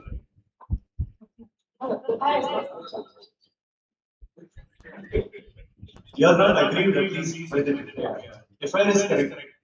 If we are not contending, Because you are ready, state definitely. As a state, you are responsible for the FIR also, right? yes, we are. However, the petitioners and their content that there was evidence. Yes, I shall summarize it. Hence, I submitted the ordinance addresses. It provides targeted definitions and it provides proportionate penalties. If I may conclude on issue 5, when the petitioners contend the chain of custody objections, your lordship's evidence obtained in each of the procedural requirements is not automatically inadmissible. The question is whether integrity was actually compromised and actual prejudice has resulted, as established in Mohammed Ajmal Amin Kisab of the state of Maharashtra, which is established in page 126 of the complaint. Would confirm that minor procedural violations do not automatically initiate the evidence. Hence, Your Lordship, if possible time, with all the issues. Your Lordship, the respondent's case rests on one point proposition. The state face a document amendment. And the four measures that were challenged by the petitioners are all proportionate, time-bound responses within constitutional and statutory frameworks. And hence, the respondents would, if the lordship permit, the respondents would like to move ahead with the prayers. Your lordship, the respondents. What is your answer on some data is not in India, somewhere else? Yes, the procedure regarding that is still pending. What is the law on that? The What is the data law? that is What is the latest law on that? Council is aware of DPP or GDPR. the council is aware of the What about GDPR? Comparing those two as well as localization in India as concerned. council is not aware of GDPR as such, but to address the data that's stored outside, the procedure to extract information from storage jurisdiction is still on. The order that was promulgated was for domestic application. Is it there, Your Lordship? The respondents. Therefore, in the light of the facts presented, arguments advanced, and authorities cited, the counsel for the respondents has been. One word. What do you want? Allow or dismiss? We declare, we will vote this court that they declare the information is not available under Article.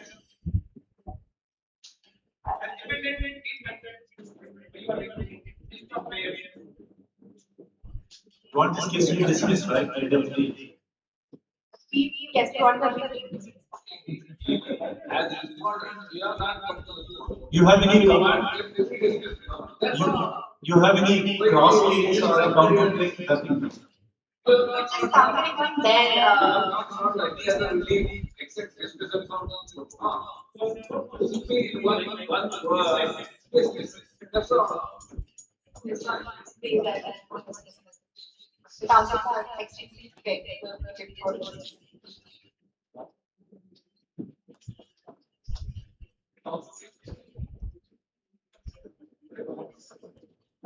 Please.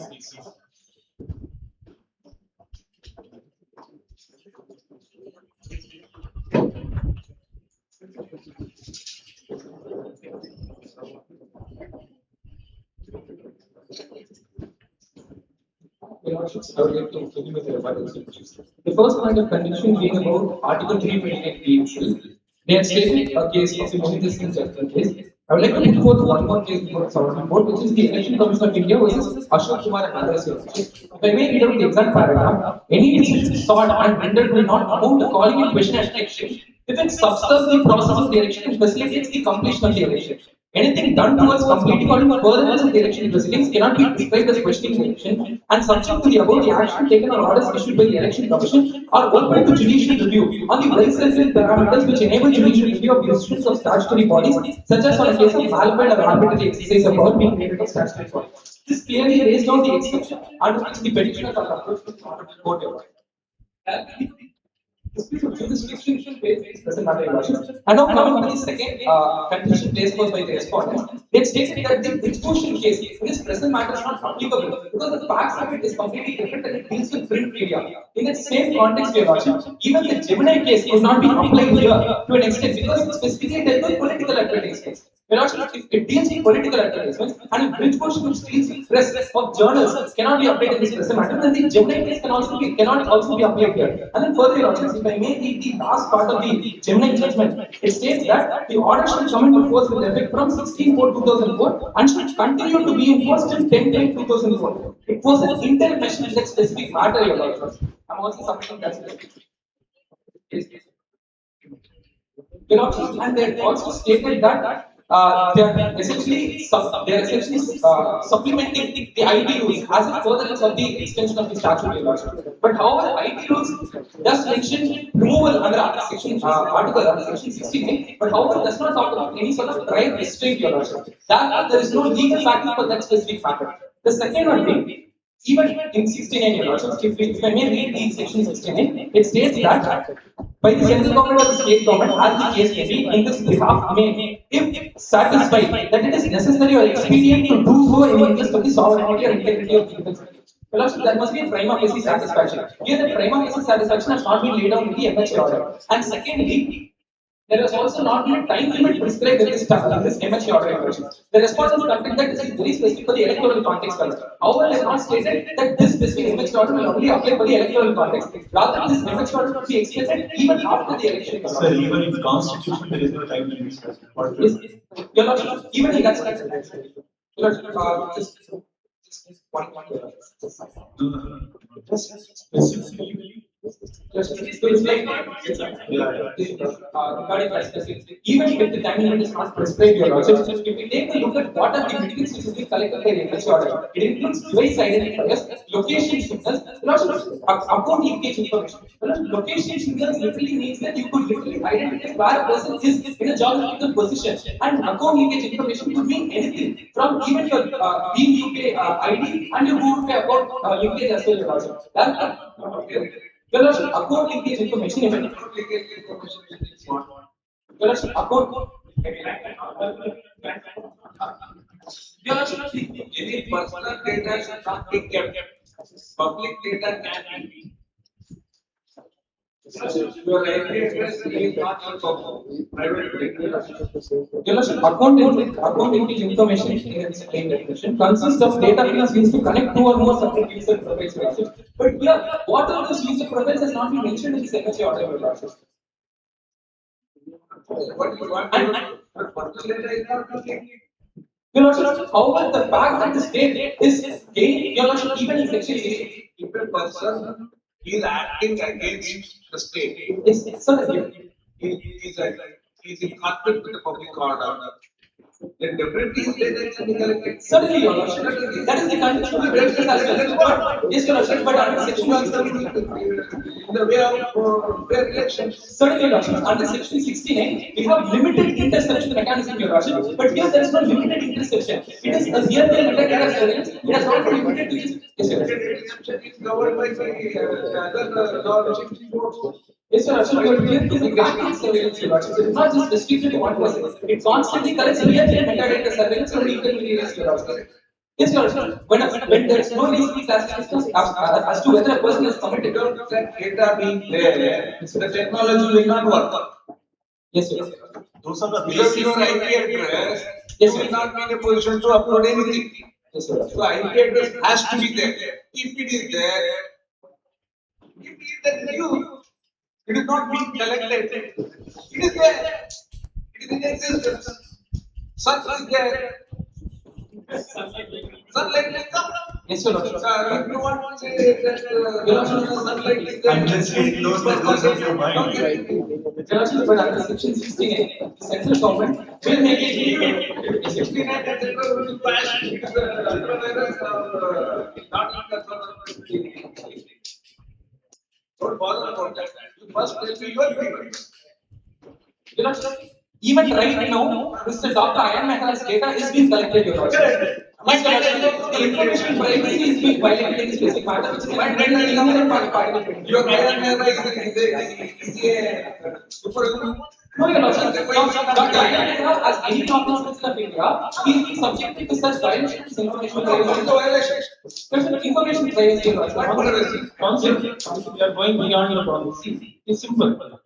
When you are born, you have birth certificate, government information, that certificate, and when you are voting, election, you need election card. That's personal information. Aadhaar card. So these laws are already there, and that's what the judgment has clarified. However, Your Lordship, this MHA order cannot bring in a provision which allows the state to monitor where a person is moving and not just restricting that to one or two persons who are under the possibility of having committed a crime against public order. But other substitutes are required. Yes, sir.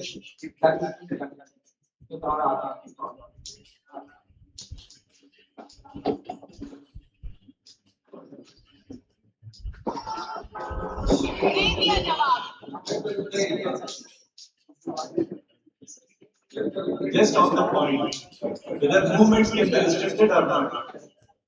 Movement can be restricted or not. Your activity.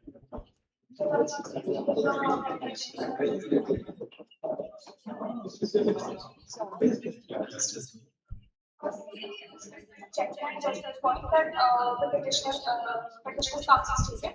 Gemini judgment does not only include political activities, but it also includes any content that can sway the electorate. Meaning, if any content is partitioned towards or benefits or is any political party that has to go through an ECI that has to go through a certification. The present ECI directives are on the same line. The aim of the ECI directives was to avoid any political content being put out to the public that can have the effect of swaying the electorate and disrupting the elections. The sections or the provisions under the RBI is the RBI prohibits distribution of liquor, distribution of freebies, exit polls, electoral content linked to electoral matters. My lord is the term used under the RBI.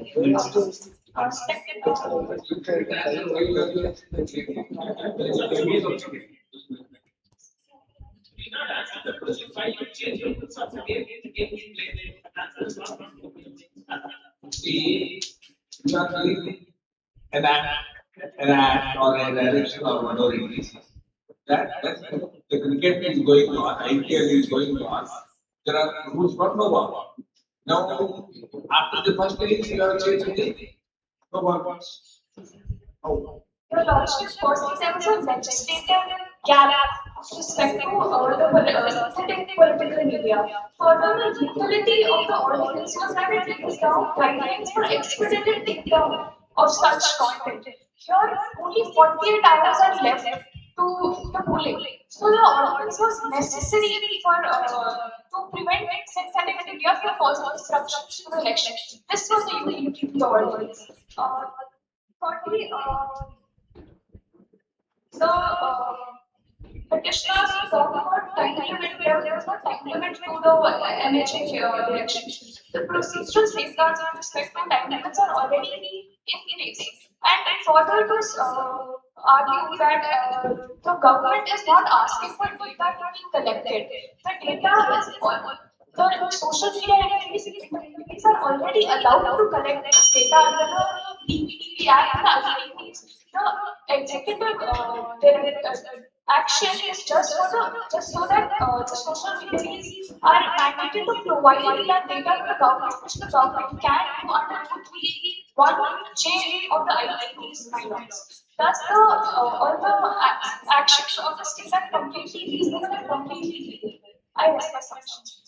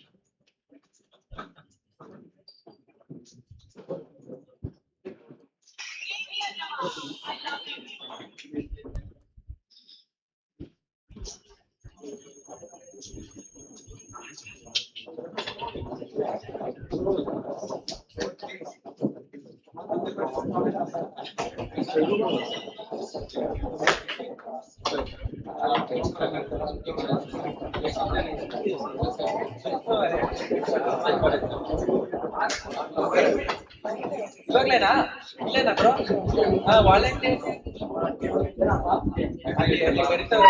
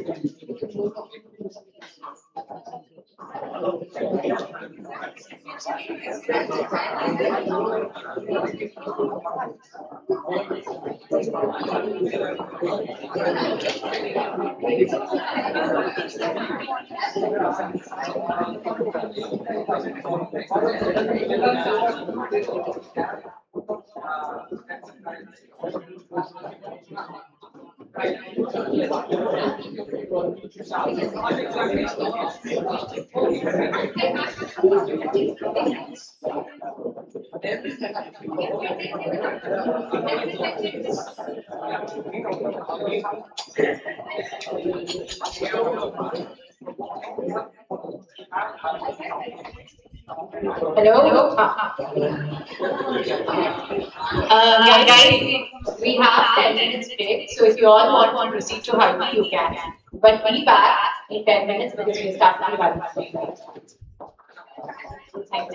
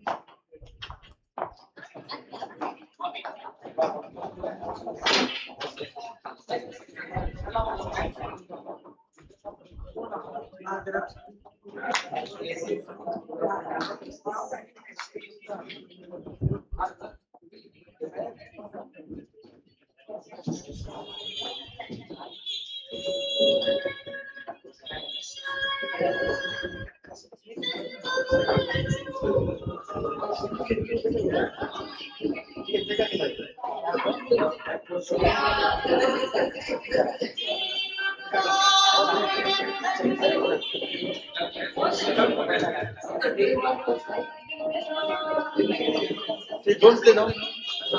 Please don't play.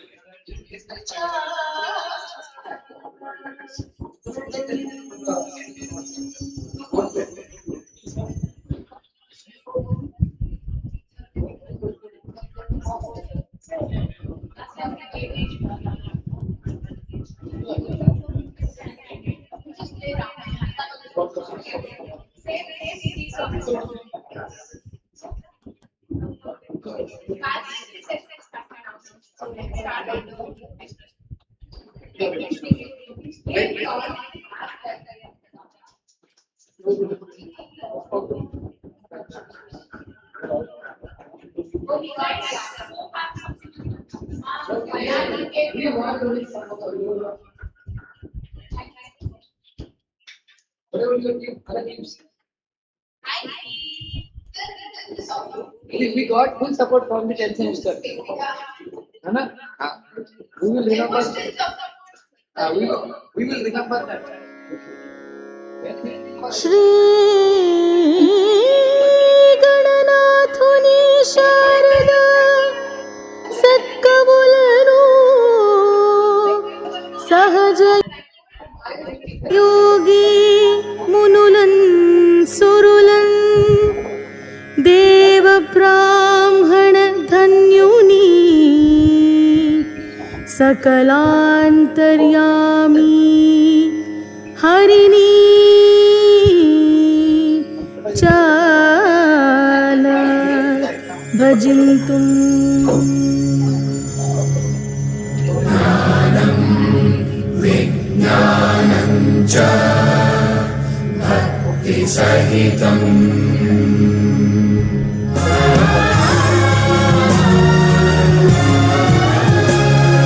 ज्ञान विज्ञान विद्या विनय भूषण रामय्य समूह संस्थान ज्ञान विज्ञान विद्या विनय भूषण रामय्य समूह संस्थान तारे निहारिते आगले ಈ ಮಾಲಿಕೆ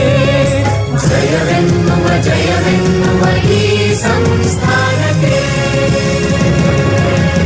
ದ್ರಷ್ಟಾರರು ಕಟ್ಟಿದ ಕನಸಿನ ಸಾಮ್ರಾಜ್ಯವಿದು ದೀಪದೊಳು ಪ್ರದೀಪಗಳ ಬೆಳಗುವ ಶ್ರದ್ಧಾ ಸ್ಥಾನವಿದು ಅರಿವಿನ ದಿಗಂತದಾಚೆಗೆ ಜಿಗಿಯುವ ಸಂಪನ್ಮೂಲವಿದು ಗೃಹ ಗೃಹದಲ್ಲಿ ಗೃಹ ನಿರ್ಮಾಣಕ್ಕೆ ತಂತ್ರಜ್ಞಾನದ ಸೋಪಾನವಿದು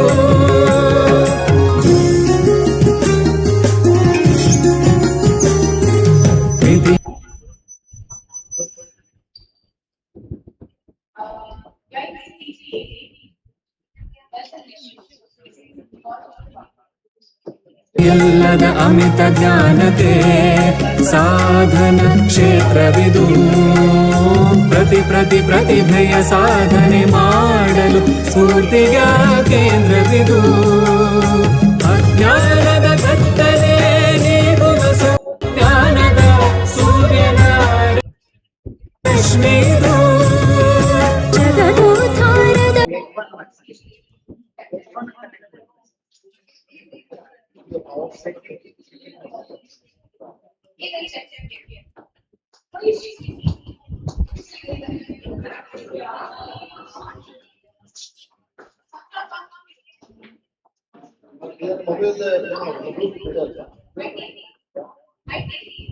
ಮೊಬೈಲ್ ಪ್ಲೇ ಮಾಡ್ತೀವಿ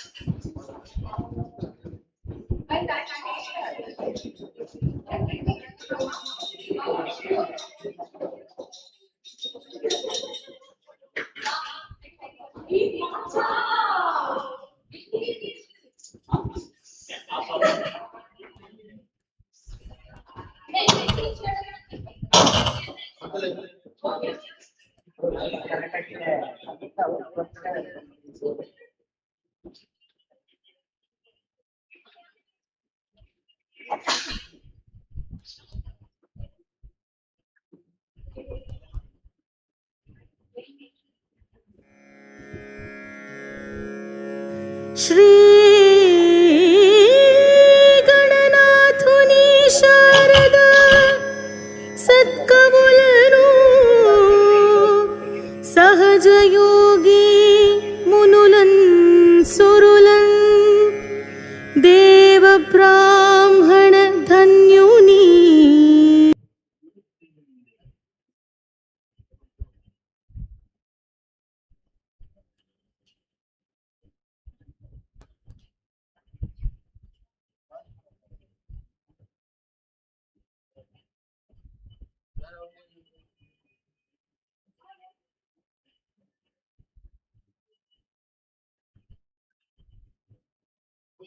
USB there. USB.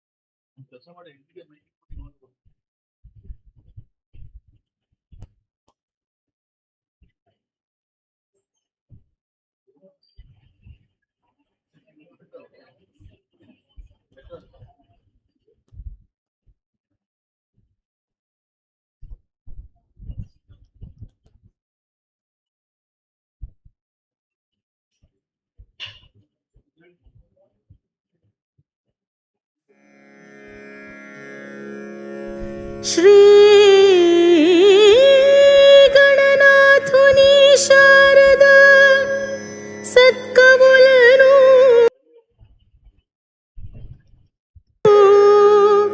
सहज योगी मुनुलन सुरुलन देव ब्राह्मण धन्युनी सकलांतर्यामी हरिणी चाल भजिन्तुम्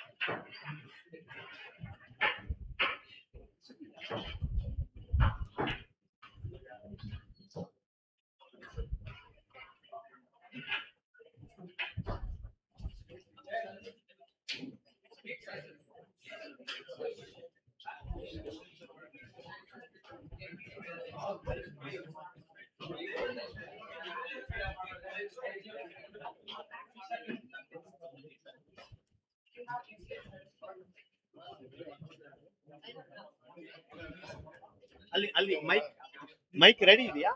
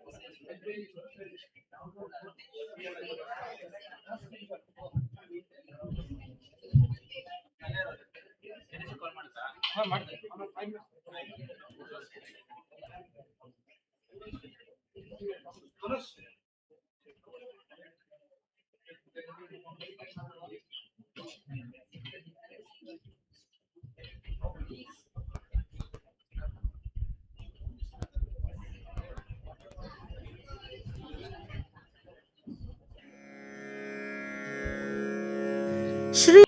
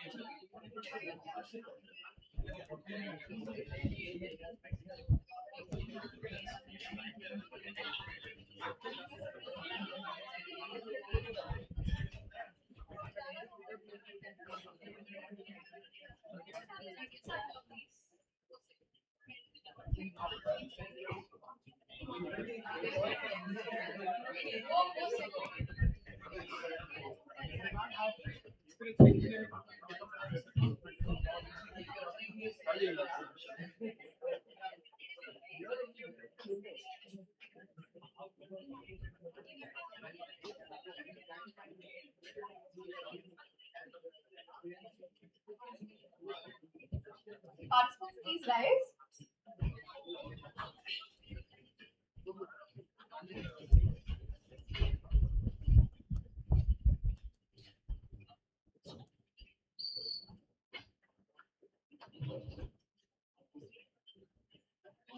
You may be seated.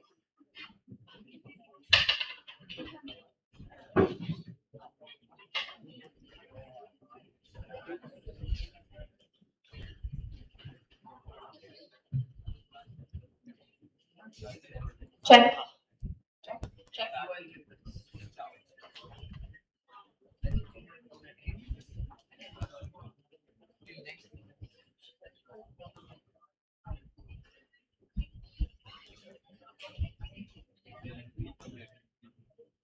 Good evening, esteemed guests, respected faculty members, dear participants and friends. It is with great joy and a sense of accomplishment that we welcome you all to the valedictory ceremony of the Ramaya University of Applied Sciences School of Law Moot Court Competition 2.0 2026. Over the past few days, we have witnessed a remarkable display of legal acumen, intellectual rigor, spirited argumentation, and professional courtroom etiquette from some of the finest young minds. This competition has been much more than just a contest. It has been a celebration of the ideals of law, justice, and advocacy. What began as an ambitious idea many months ago has now unfolded into a magnificent event.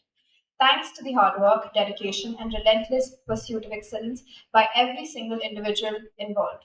The experience of seeing it come alive has been truly surreal, a testimony to the collaborative spirit of our institution. Today, as we gather here for the grand culmination of this journey, it is only fitting that we are graced by the presence of some of the most revered names in the legal fraternity. Individuals who have not only illuminated the field of law with their scholarship and service, but continue to inspire generations of legal professionals. It is our privilege and honor to extend a warm welcome to all the dignitaries. As we commence today's ceremony, we begin by upholding a tradition that symbolizes growth, prosperity, and sustainability, the lighting of the lamp. I now respectfully invite our esteemed guests, Honorable Justice C.M. Joshi, Professor Dr. V. Vijay Kumar, Mr. Ashit Mohan Prasad, Advocate Ravindra S. Sir, Mr. Prasad NBLM, to join us in the lighting of the lamp as a mark of auspicious beginnings and as a tribute to nurturing knowledge.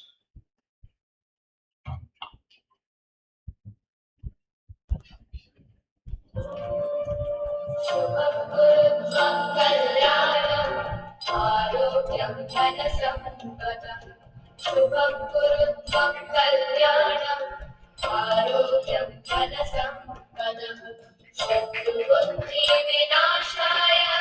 दीपज्योते नमोऽस्तुते दीपज्योते नमोऽस्तुते दीपज्योते परब्रह्मं दीपज्योते जनार्दनः दीपज्योते परब्रह्मं दीपज्योते जनार्दनः दीपो हरतु मे पापम् सन्ध्यादीप नमोऽस्तुते ओ दीपब्रह्मरूपस्थं ज्योतिषां प्रभुरव्ययः ओ दीपब्रह्मरूपस्थं ज्योतिषां प्रभुरव्ययः आरोग्यं ते विपुलां शान्ति मे सदा रविरस्तं समानम्.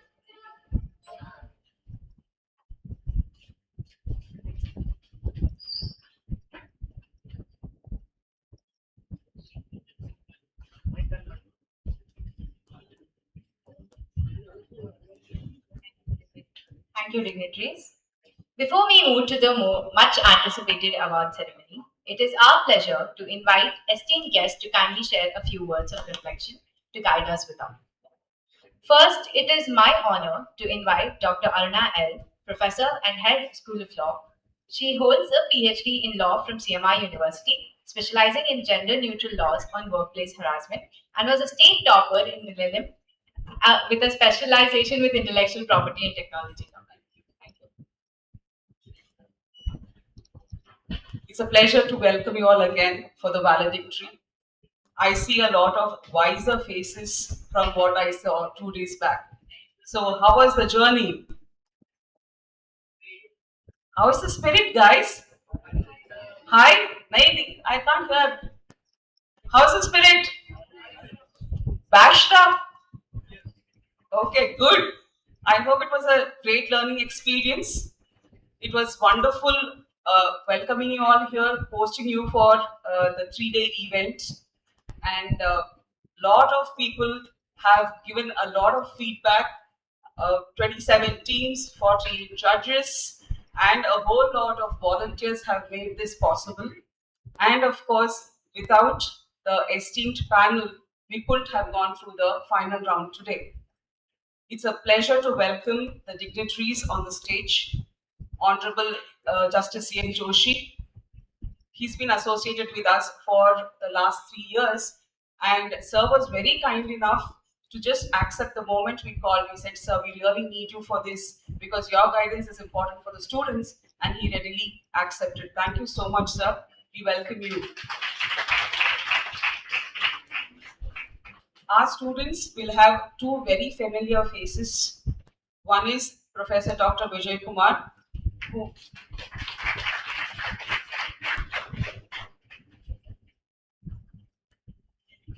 and just to let you know, he was the former Vice Chancellor with the National Law University, Bhopal. And he joined us as an advisor. Welcome, sir. Retired IPS officer Ashit Mohan, sir, is also associated with us from the last 3 years. Welcome, sir.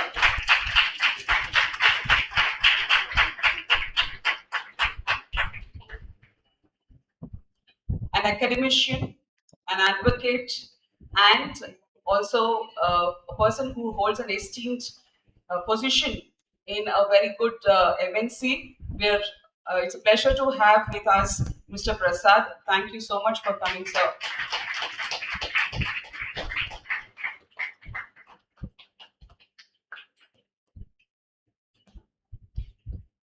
Do you want to know who was the brain behind this problem? Did you all scratch your heads enough? Meet the brain.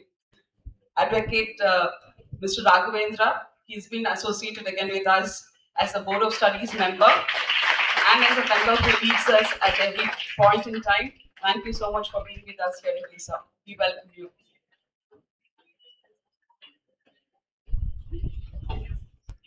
It's a pleasure to have argued before this kind of an empanelment of legal luminaries. Lucky are those who had this opportunity. A lot of us have looked at this particular moment with a lot of envy. Had we had this opportunity a few years ago, I think we would have also done really well. But then we are very happy that the future generation is getting shaped very well. Thank you all for being here.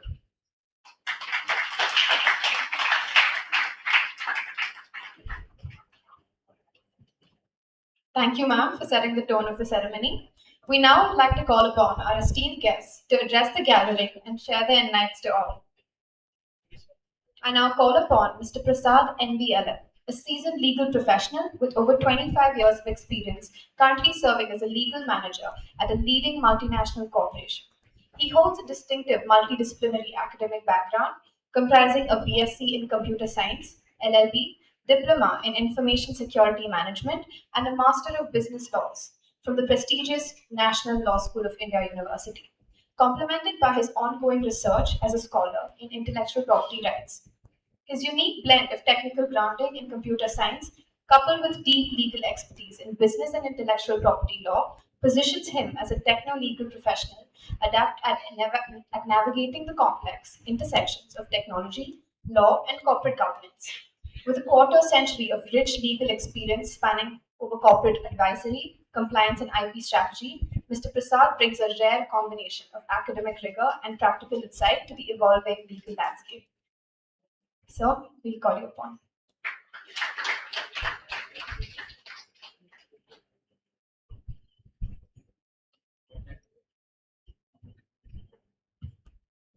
Good evening, everybody. Good evening. Wow, that has come from the heart. Thank you very much. How much time I have? My grade? 5 minutes. Okay. That's too much time for a seasoned lawyer. I thank the Ramaya institution for giving me this opportunity to participate with such, I would say they are the guardians of law sitting beside me.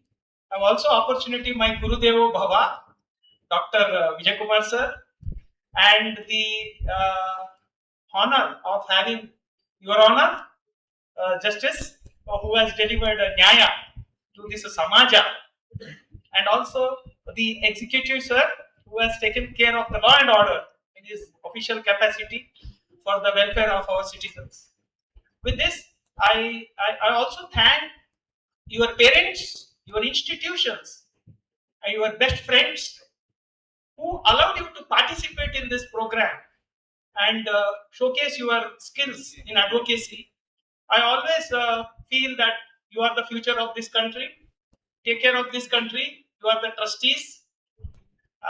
We have left some legacy, and we want you to make this nation a great nation to enjoy every moment of our life.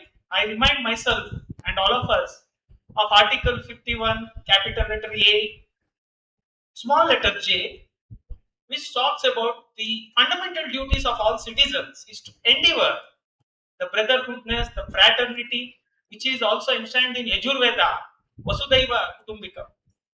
So, with that, I will start my session, my speech. I always have a challenge while talking what should I tell the future of our country. And every time I get some pearls of wisdom here and there. We have wonderful spiritual energy in our country, economic energy, political energy, social energy. The one that I picked up the shining star from the sky of knowledge was Dr. Abdul Kalam, who was present in the European Parliament, and every parliamentarian from the 28 countries of 550 million had to stand and clap when he spoke this. I don't expect you to clap because I am not Abdul Kalam, but I am inspired by these words, and I wish and pray that all of you should remember what he said from a 300-year-old Tamil poet, which I say like this: where there is righteousness in the heart, there is beauty in the character. And where there is beauty in the character, there is harmony in the home. And when there is harmony in the home, there is order in the nation. And when there is order in the nation, there is peace in the world. And that's what he said. And we should all ensure that. I was also talking about myself with me, that what should be the name of my next book. So I was thinking that motivation to litigation. Okay. So I also practiced for 6 years. And the way, because I come from law school, we have been trained to reduce litigation and increase harmony between individuals. We already have 5.7 lakh, 7 crore cases burdening the judiciary, and the judiciary is the last step. The first step is dispute between two people. Sometimes the people are citizens, sometimes it is government. Please understand, we are all part of the same nation, we the people of India. And I want you to, for a moment, think 5 crore cases are pending, judges are getting transferred, appointment is becoming complicated. Does the state have so much time to take care of my dispute? You are also responsible. Your blood is coming out of this country, your food is coming out of the farmer seed. The prayers are made in every worshipping place for our happiness. Think for a moment, should you file that Section 26 order, Rule 1, I'm talking about CPC. Yeah?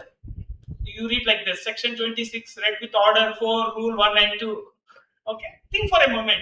If you could make him happy, you can kill dispute. That the first service you do to this nation, because we don't want judiciary to become a litigating, and we are not praying God like doctor should not pray that tomorrow I should get more patients. New diseases should come, and pharmaceuticals should not pray that I should find a new medicine. I would rather say we should get into a sankalpa of making our nation more happy, and we treat each other as our own brothers. And that's the philosophy of fraternity. I will not take much time. And as far as legal knowledge is concerned, I am quite associated closely with that from the academic point of view. Please read original sources. Don't read secondary sources of knowledge. And reaching original source of knowledge requires 3 yes. Yes stands for sweet. First yes is seeing much, see too much. Second yes is studying much. And third yes is very important. That is also the concept of dharma, suffering much. If you don't experience it, feel it, then the originality will not come. And that's why even in the age of internet, while I am a cyber expert, okay, my area of domain is also cyber law, I still feel much of the real life and the online life we have not transferred. It is not possible to transfer the entire offline and give an image of. While it helps you to enjoy certain parts of your life, Still, I am feeling very, because I am coming from also corporate. We have come to a situation that giving happiness has become a business. You can buy happiness now. See where we have reached. I thought only water you have to buy, or oxygen you have to buy. Now we are selling happiness, peace of mind, okay, joy, be calm. That has become a product. I don't want India to become like that. We have yoga, we have meditation, we have culture, tradition. Take advantage of that before somebody takes it and sells it as a product back to us. Thank you very much. I pray God to make this university a top university in the world. And we are capable. We have wonderful people associated with you. And the participants who have come here, please share the knowledge that you acquired here among our communities. We make justice more valuable. We respect the value of justice, and it should not be anybody's game. It is a serious business. We have to be careful. While last two mantras I want to tell. In this today's world, people have become more intelligent. I know the difference between intelligent and intellectual. I did a research on that. See, you get data very fast. Anything you get very fast in life doesn't carry any value, as per one philosophical doctrine. Whenever something comes to you with the pain, that has a lot of value. If I show you the darshan of a god without standing in the queue and booking online, that experience is different. And when you struggle and go and stand and you are pushed to get the last view of that, then you get all the spiritual power from somewhere. Just as the power of the prayer is only 1 minute, but you have survived 10 years in 1 minute. Like I close my eyes, I can travel very far. I know the speed of the light, 3 lakh kilometers per second, and our brain is much faster than that. So don't fall trap. In fact, today's newspaper, Times of India, says social media is a drug for children. That's their full half page. And I saw Supreme Court of America judgment also. They said Meta and Google are drugs, but it is a digital drug. And if somebody is addicted with drug, we need treatment. That is why Mental Health Act 2017 is becoming future law. Because we will have more people requiring brain massaging, calming them. My 5 minutes is over. Content is too much, knowledge is incomplete anytime in our life. Be happy, protect the integrity, sovereignty of our country. Thank you very much.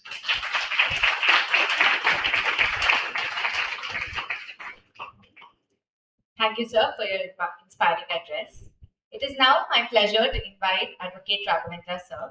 He is a seasoned legal practitioner enrolled with Karnataka State Bar Council since 1999. With an extensive litigation experience before trial courts, the High Court of Karnataka, and various statutory authorities. His areas of specialization span from civil, criminal, family, cyber, and intellectual property laws, complemented by deep expertise in privacy, data protection, and GDPR compliance. He has further enriched his academic credentials through the general course on intellectual property from WIPO and is currently pursuing his PhD in law at CMI University, Bangalore. Beyond active practice, Sir has made significant contribution to legal education and scholarships as visiting faculty at premier institutions, including NLSIU Bangalore, Christ Law University, and Cayley Law College, teaching subjects like constitutional law and jurisprudence to civil law and intellectual property. He serves as Joint Secretary of the Karnataka section of International Commission of Jurists (ICJ) and is the founder trustee of Mission Benevolence, a charitable trust focused on youth development. Recognized as an outstanding speaker by the Karnataka State Bar Council, he continues to be sought after resource person at law schools, police training institutes, and professional development programs across India. Over to you, sir.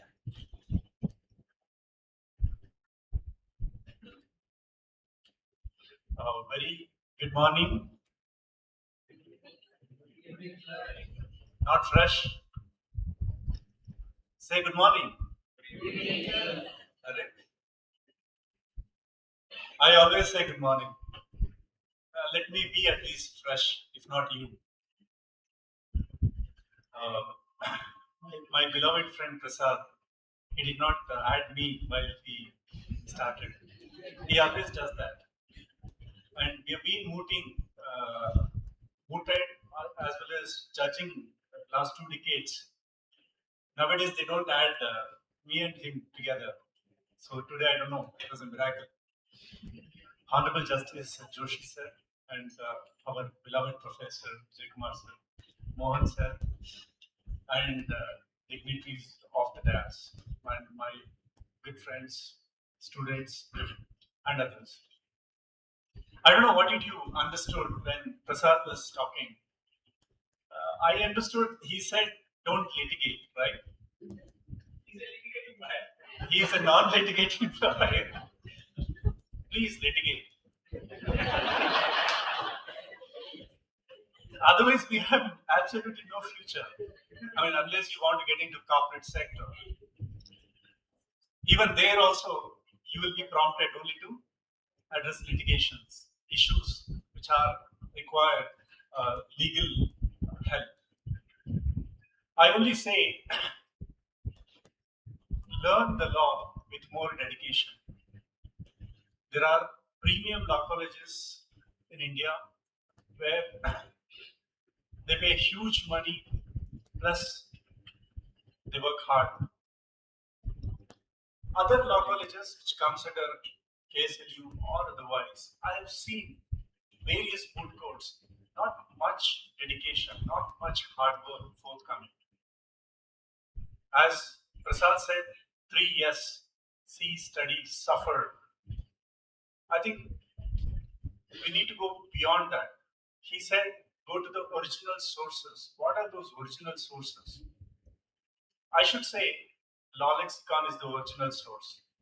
You should start your exploring, investigating the law from the dictionary. There is no other shortcuts. Moot court is one such shortcut.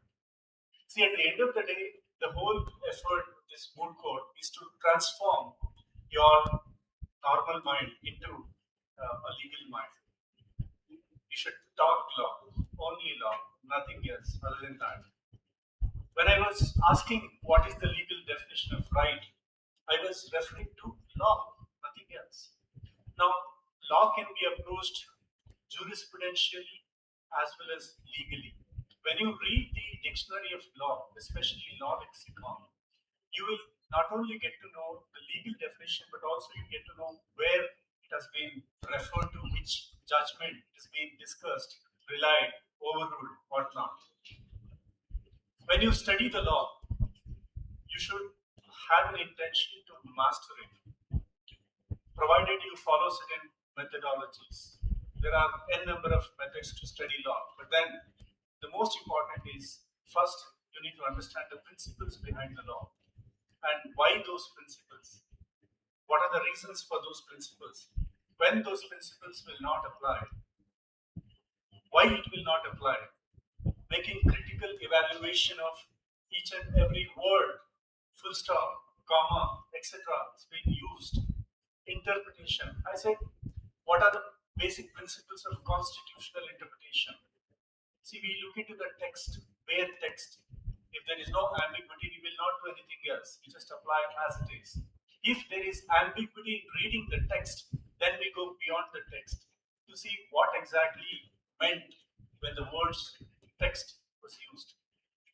Since we have part 4 of Indian Constitution, which is directive principles of state policy, which cannot be called before the court, that is where we use non-legal interpretation of Constitution, where we neither look into the text or go beyond the text. When this Moot proposition, we were thinking, Ramaya University is one such university which has introduced PSC LLB. So we wanted a problem in such a way that it should involve artificial intelligence, the latest amendments, and Constitution at the end of the day. How we are going to interpret the Constitution. So when it comes to interpretation of the Constitution, we were asking you, what are the legal rules? What are the presumptions that the Constitution has, or else the test to determine the validity of a law? See, Constitution Schedule 7 gives birth to all the laws. You should know that. The moment any law, if you want to challenge as a lawyer before the High Court or Supreme Court under 226 or 32, the first thing is you should know whether the law falls well within 3 lists of Schedule 7. That is the first test. If it falls under that, fine. Go to second test. If it is not, then that is the major ground to say that this law is bad law. This law is a law without law. This law must be held unconstitutional. No constitutional presumption falls into it. If this test is passed, then you go to part 3 of the Constitution, because part 3 is where Article 13 says law must be in compliance with part 3 of the Constitution. What is part 3? We were very clear. Section 2D of Protection of Human Rights Act 1993. Please read that section, which defines what is right. That is where your deliberations should start. When you read that, you understand two things. One is Article 21, it is implemented there. And then two covenants of Universal Declaration of Human Rights also falls into its place. So right is always international. That should be your force to get into the law and make journey into it. Research is the only answer if you want to become a good lawyer. Otherwise, you can become bad lawyer, no lawyer, anything else. There are 4 C's of practice, which we always discuss. Convince. If not, confuse. That's okay. You can sometimes bend the law, but corrupt and collapse are detrimental to the growth of the society. Don't ever think of that. Don't misuse the law, abuse the law. Use it to subserve and contribute something to the growth of the law. Don't ever become mouthpiece of your client. You have a duty towards yourself, court, your brother colleagues, towards law, and towards the development of law. Keep these elements in mind. Research is something that only helps you. You have to read, repeat, and retrieve. 3 hours of it. There is no other way. So knowledge, when it comes to acquisition of knowledge, what matters is research. How do you do research? Make use of all the tools available, not an issue, but get into the right direction. What I suggest you, acquiring experience only matters. So as a student of law, when I was doing my law, I used to go to different places. If I want to learn something on intellectual property, I used to go to the consent department. If I want to know about AgMark, I used to go there. If I want to register a property, I used to go there. Know how practically things are happening. If a person is poor, in a remote place, or he is being thrown out of the forest, as far as developmental aspect is concerned, he's staying somewhere without shelter. Go to him, see what is happening to him, how he ended up there, and know the rights and responsibilities, state as well as individual. This is how you should know. When it comes to litigation, there are 2 personalities, good and bad. And only lawyer can make out what is good and bad. Take everything which is good to your life, because good and bad both are complex. But instead of becoming bad, become good. So with that, I conclude. All the very best, and keep voting, and also ensure that your friends and all the college do vote, notwithstanding whether you're in the first year or second year. Start voting. That is how you can acquire what we call it as legal mind. Thank you so much, and wishing you all the very best.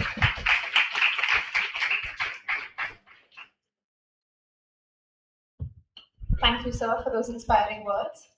I now invite Mr. Ashit Mohan Prasad, IPS retired, a professor of practice at the School of Law, Ramaya University of Applied Sciences, bringing with him an illustrious career spanning over 3 decades in the Indian Police Service, a former Director General of Police and Chief Information Commissioner of Karnataka. Mr. Prasad has served in several key roles, including Additional Director General of Police, Traffic and Road Safety, Head of the Internal Security Division, and Commissioner of Bengaluru Traffic. Known for his leadership in cybersecurity and public safety, he has played a pivotal role in the modernization of enforcement practices and promoting transparency through the Rights to Information framework. As professor of practice at RUAS, he combines his deep practical experience with academic engagement, offering students rich insights into criminal law, cyber law, and governance. He actively contributes to legal education through seminars, research, mentorships, and public discourse, embodying a commitment to shaping socially responsible and professionally competent legal minds. His presence at RUAS bridges the gap between academic theory and practical application, preparing students for meaningful careers in the legal and public sectors. Sir, we request you to kindly address the gathering.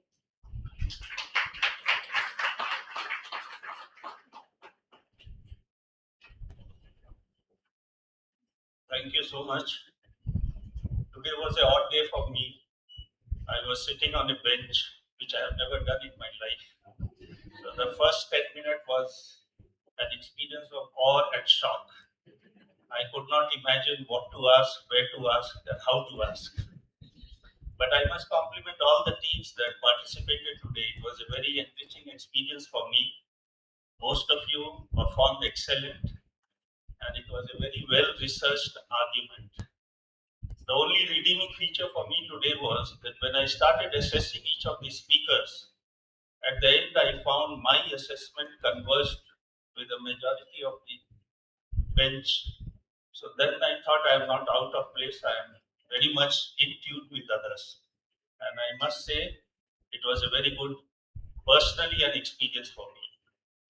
Now, just before coming here, I asked Mr. Prasad, what is Moot? Why do we call it a moot court? And suddenly he Googled and found out. Now, Moot is an assembly, a council, where arguments are put by both the sides. Because Moot, if you ask a layman, I would say Moot means just mute. Let us keep quiet. Now, in the police department, when we work active service of 35 years, we normally don't encourage our subordinate officers to talk. The more they talk, the more they confuse you. And I remember one anecdotal reference when I was the superintendent of police, my DIG had come, and all these young sub-inspectors were sitting, and we were talking how to enforce 144 CRPC.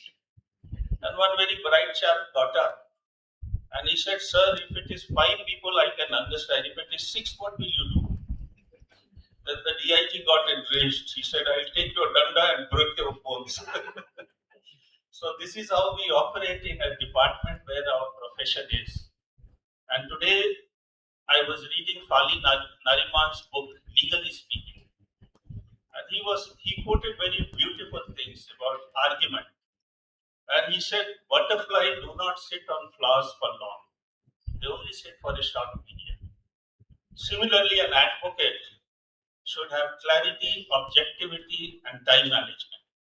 You cannot ask for more time. And that was the hallmark of Fali Nariman, who was the eminent jurist of our country. He would objectively summarize your argument and make your point in a very limited manner. And that should be the strength of each student.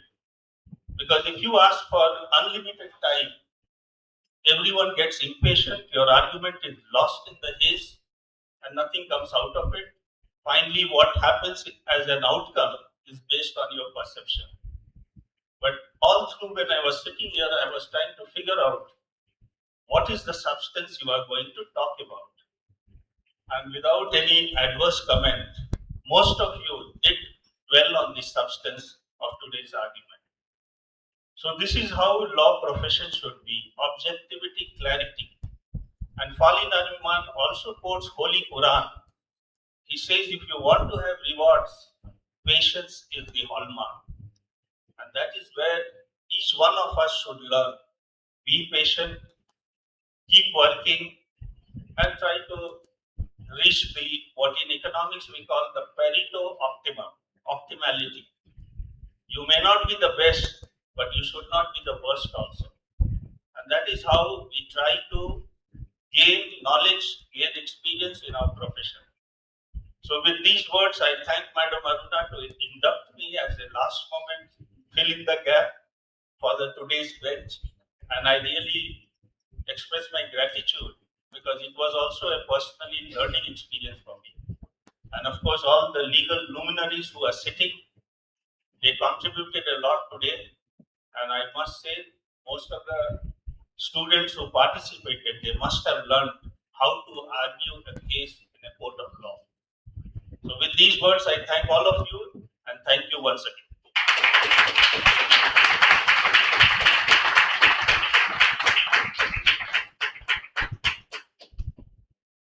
Thank you so much for your enlightening words, sir.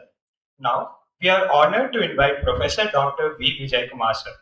Sir is one of India's most distinguished legal academics and institution builders, whose illustrious career spanning over 4 decades has left an indelible mark on legal education in India and beyond. He holds an exceptional array of qualifications, including MA and PhD in law from the University of Madras and MA in public administration from SB University, Tirupati. He administered the prestigious UNHCR chair on refugee law at NLSIU for over 2 decades and served as its registrar and chairman of the undergraduate and postgraduate council between 2005 and 2008. His numerous accolades further testify his wisdom and service to the legal community, contributing abundantly, and his presence in today's event reflects the same. Sir, I call upon your presence to address the gathering.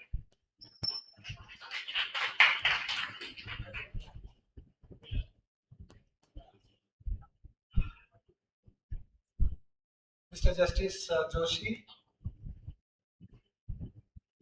Mr. Rashid Mohan Prasad, Advocates Prasad and Raghavendra, Dr. Aruna, my learned colleagues, my dear students and participants from various institutions at this Moot competition. Good evening to everyone present here. I would like to be very brief but little focused. When I was a student in the one and only Madras Law College, we did not either knew anything about Moot nor Moot.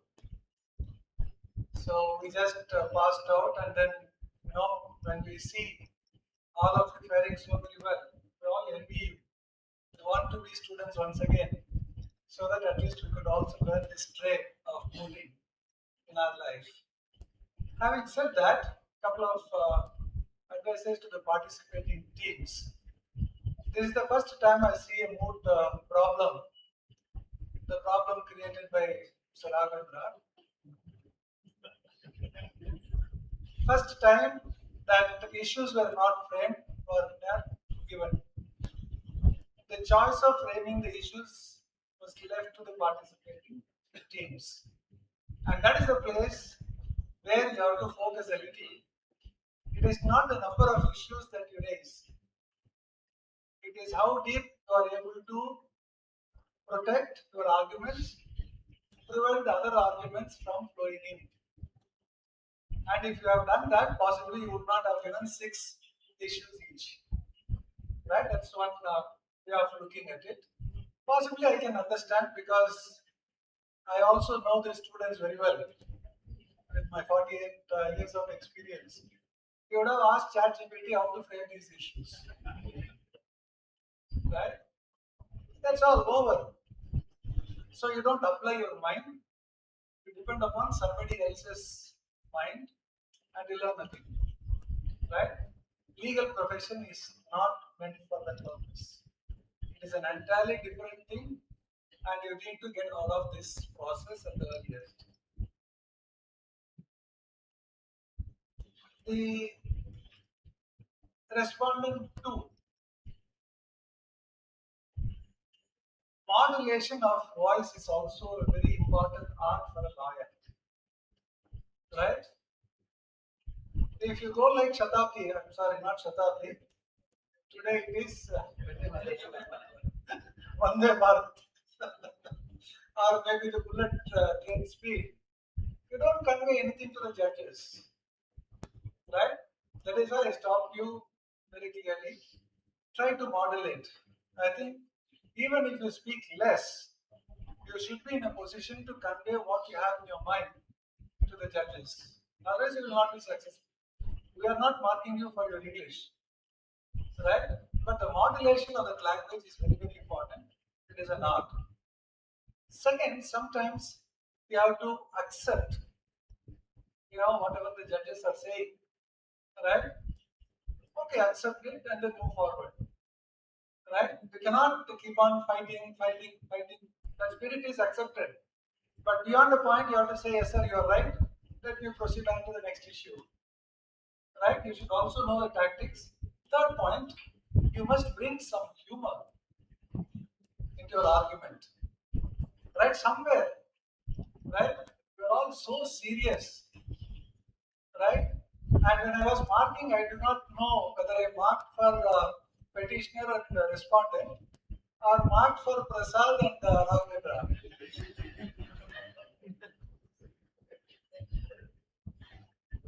Right? This all, you have to look at the surroundings and then develop your skills, right? Similarly, the moment you get confused, the term emergency that you used, right? Because you have not been, I don't know which year you belong to. First year, I can forgive you. Because you have at least read the Article 123, right? The language is immediate action. At first, you can say urgency, not emergency, right? The use of language, use of words also carries along with it so much of weight. So please keep these lessons. It's an advice. It is not a criticism. These things will not come into our evaluation also, right? It is only for you to progress well. Possibly when you come to the fourth year or final year, I wish that you go to JSUP and not only go and participate, go and win some honors from JSUP competition and come back to India, right? That's our wish. Somebody sent a beautiful message, WhatsApp message, right to me, and which I found it very apt to use this John technology location. Two of them. One beautiful message, it said, while intelligence is becoming increasingly artificial, stupidity remains original. Right? It's a beautiful sentence which conveys the present state of affairs.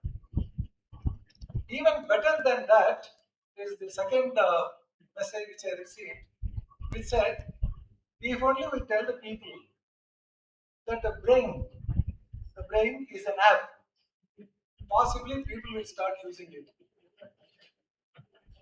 Right? Because we forget that we have something called brain. For everything, we take a mobile phone, ChatGPT, Gemini, or whatever it is, right? And that dependency is increasing, and therefore, I would appreciate the role of a lawyer is going to be entirely different. I'm not against it. I'm certainly not against. Otherwise, I will not tell you about WhatsApp messages, right? I'm not against it, but I have to tell you at least 3 points. What will be the role of a future lawyer? Right? You're all in the first year, second year, there's somebody just moving out. Right? What will be the role of a future lawyer? The future lawyer, I said there are 3 points I would like to mention. Right? I just showed a beautiful statement again. Artificial intelligence cannot and will not replace a lawyer. But it will replace a lawyer who is without an AI. So you should know the skills of artificial intelligence. Then only you can survive. And therefore use the technology. Use the technology, right? Only for certain things. What is it? Brezhnev, the former president of USSR, made a beautiful statement almost 40 years ago in the context of globalization, right? Perestroika, glasnost, the revolution that was bringing in. He said, Trust the Western world, but verify. Trust, but verify. I would use the same slogan of Brezhnev for ChatGPT. Trust, but verify. If you don't do that, what will happen? I think there are a number of cases where the lawyers are being penalized in the US and in Europe. And I think even a district judge was penalized by the Karnataka High Court recently for using ChatGPT generated judicial decisions. Right? So therefore, the role of a lawyer, future lawyer, is not to identify what law is, but it will be replaced by to verify whether the law really exists or not, whether a judgment really exists or not. Right? I think many of the students here, even also students at some point of time, for example, Keswanta Bharati versus State of Kerala. Right? If I forget the State of Kerala, at least I can say in Keswanta Bharati's case. I cannot write Kerala's case because it has no meaning. What if I forget both of them? Right? In the examination hall, you will write Prasad versus Raghavendra. The Supreme Court brought in basic structure doctrine. The teacher also sees, oh my God, this case I have not come across. This candidate must be given at least 1 mark more. Right? And you are cheating yourself and you have cheated the teacher also cheating himself or herself by giving 1 additional mark for which you are not eligible.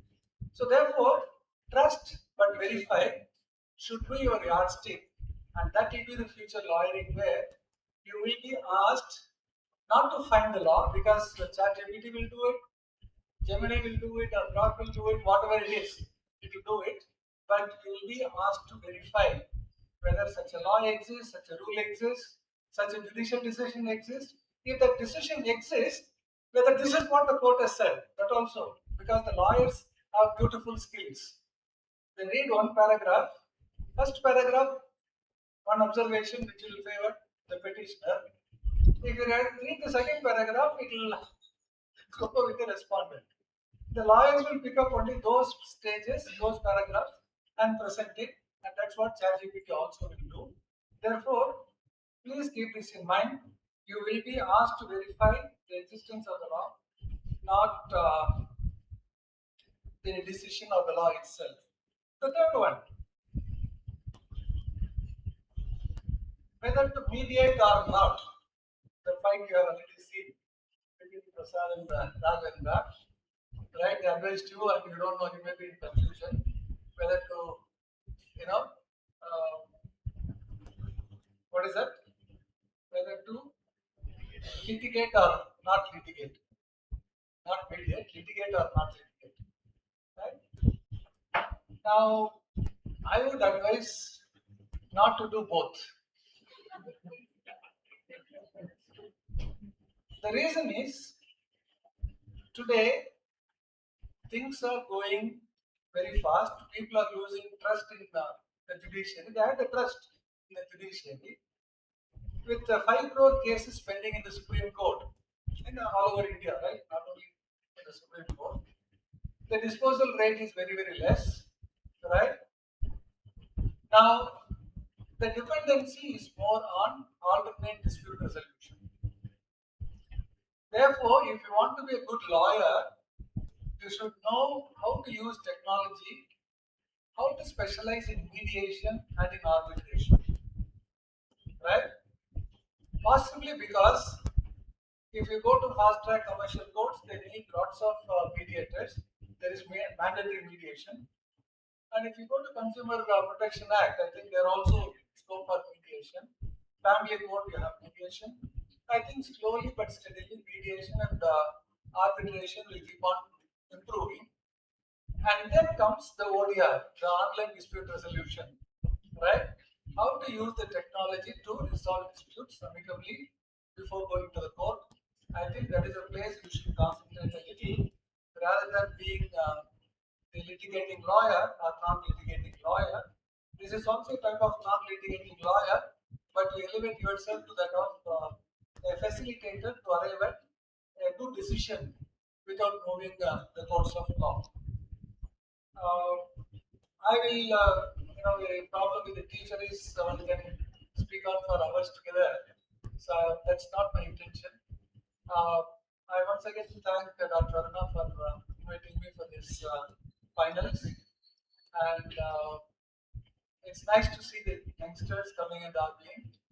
Keep up this tradition, right? And those teams which have lost early rounds, don't bother about it because it is only a process of learning.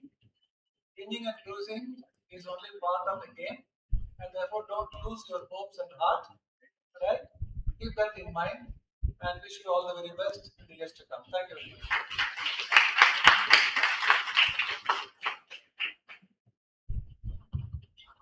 Thank you, sir, for your invaluable insights. I now call upon our chief guest, Honorable Justice C.M. Joshi,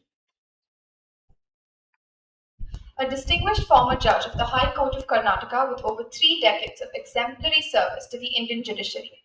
Over the course of his distinguished judicial career, he served in various capacities across Karnataka, including as civil judge, chief judicial magistrate, and district and sessions judge in Belgavi, Mangaluru, Mysuru, and Udupi. He was elevated as additional judge of the High Court of Karnataka on 16th August 2022. He confirmed as a permanent judge on 16th April 2024 and retired on superannuation on 23rd January 2026. Justice Joshi is widely recognized as a pioneering figure in the integration of technology within the Indian judicial system, having played an instrumental role in implementing the e-courts project phase 1 across Karnataka and contributing actively to the development of the case information software. His contributions extended to the Committee for AI-assisted translation of judgments into Kannada, reflecting his forward-looking approach to judicial modernization. A respected academician and speaker, he served as a visiting faculty at the National Judicial Academy, Bhopal, and delivered several presentations on cyber laws and cyber crimes to judicial and law enforcement audiences. His unique combination of judicial wisdom, technological expertise, and commitment to access to justice made him one of the most distinguished and impactful members of the Karnataka judiciary during his tenure. Sir, we call you upon for your address.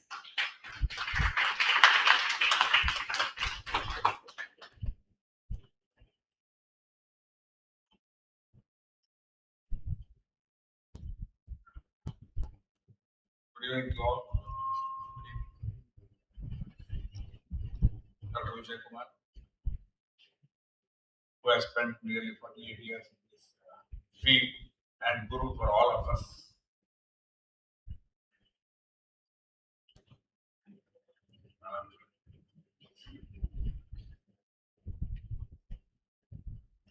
Shri Ashit Kumar, Shri Raghavendra and Prasad, the problem creators. Dr. Aruna, Director of this law school. It has been a great experience in hearing to the young minds arguing their case.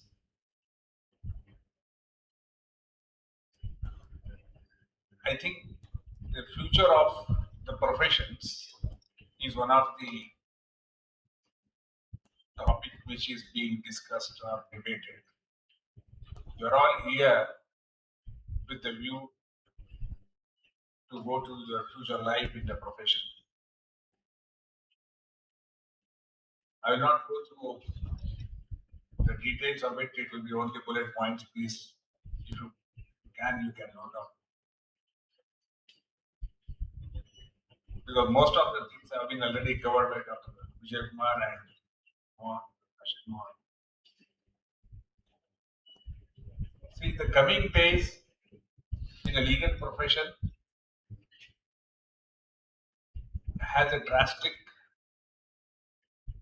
dependency upon the technology. This fact you cannot change. One has to accept it. Whether you want it or not, the technology is going to be there. then what is the effect of the technology on the profession? For this, you please read. There is a book, The Future of the Professions, by Richard Susskind and Daniel Susskind. If the book is not there, please ask the madam to bring it to the library. The gist of that book is that there will not be any gatekeepers henceforth. You cannot ask a client to come to you to give some advice. He will not come because ChatGPT, Grok, Llama, and all those things they will give. In our days, for an affidavit or some bill or something, people used to come to us, the lawyers, and now they are not coming. For registration, drafting the conveyance, no, that is also available. So the facet of the profession is changing, not only the legal profession, other professions also. Then what is going to be the hallmark of a legal profession? The hallmark of the legal profession in the coming days would be your skills and skills. Do you have the skill of convincing the judge who is before you? Not entering into a debate with him. Do you have the convincing skills? Do you have the appealing skills? Do you have the skill to summarize your argument within a short time and to convince the judge? If these skills you master, you will be the leader. You will be the leader in the profession. When I say leader in the profession, it requires an effort and future thought, a vision. I'll give you an example. Only one example I'm going to tell you. How many of you are not using WhatsApp? Anybody? No. How many of you are not using Arattai? Arattai, you know? No. It's homemade WhatsApp. Zoho by Zoho. Zoho Corporation. Why you are not using Arattai? Why you are using WhatsApp? This is the question. WhatsApp you are using because it is the first entry into the market. It stole the market. And it was all pervasive. Arattai entered recently. It couldn't go to the market and capture. As a result, Arattai is not a leader, but WhatsApp is a leader. Both are same. Maybe Telegram, you can compare many other things also. If you are an early entrant into the profession with the skills, then you will be the leader. Please remember, there is always dirt for the leaders at the top level. The pyramid at the top is always vacant. You have to occupy it. That's all. If you can go there, you are the leader. You may be some of the people, Tushar Mehta or Kapil Sibals, in the coming days. So, this is the fundamental aspect of the future of the profession.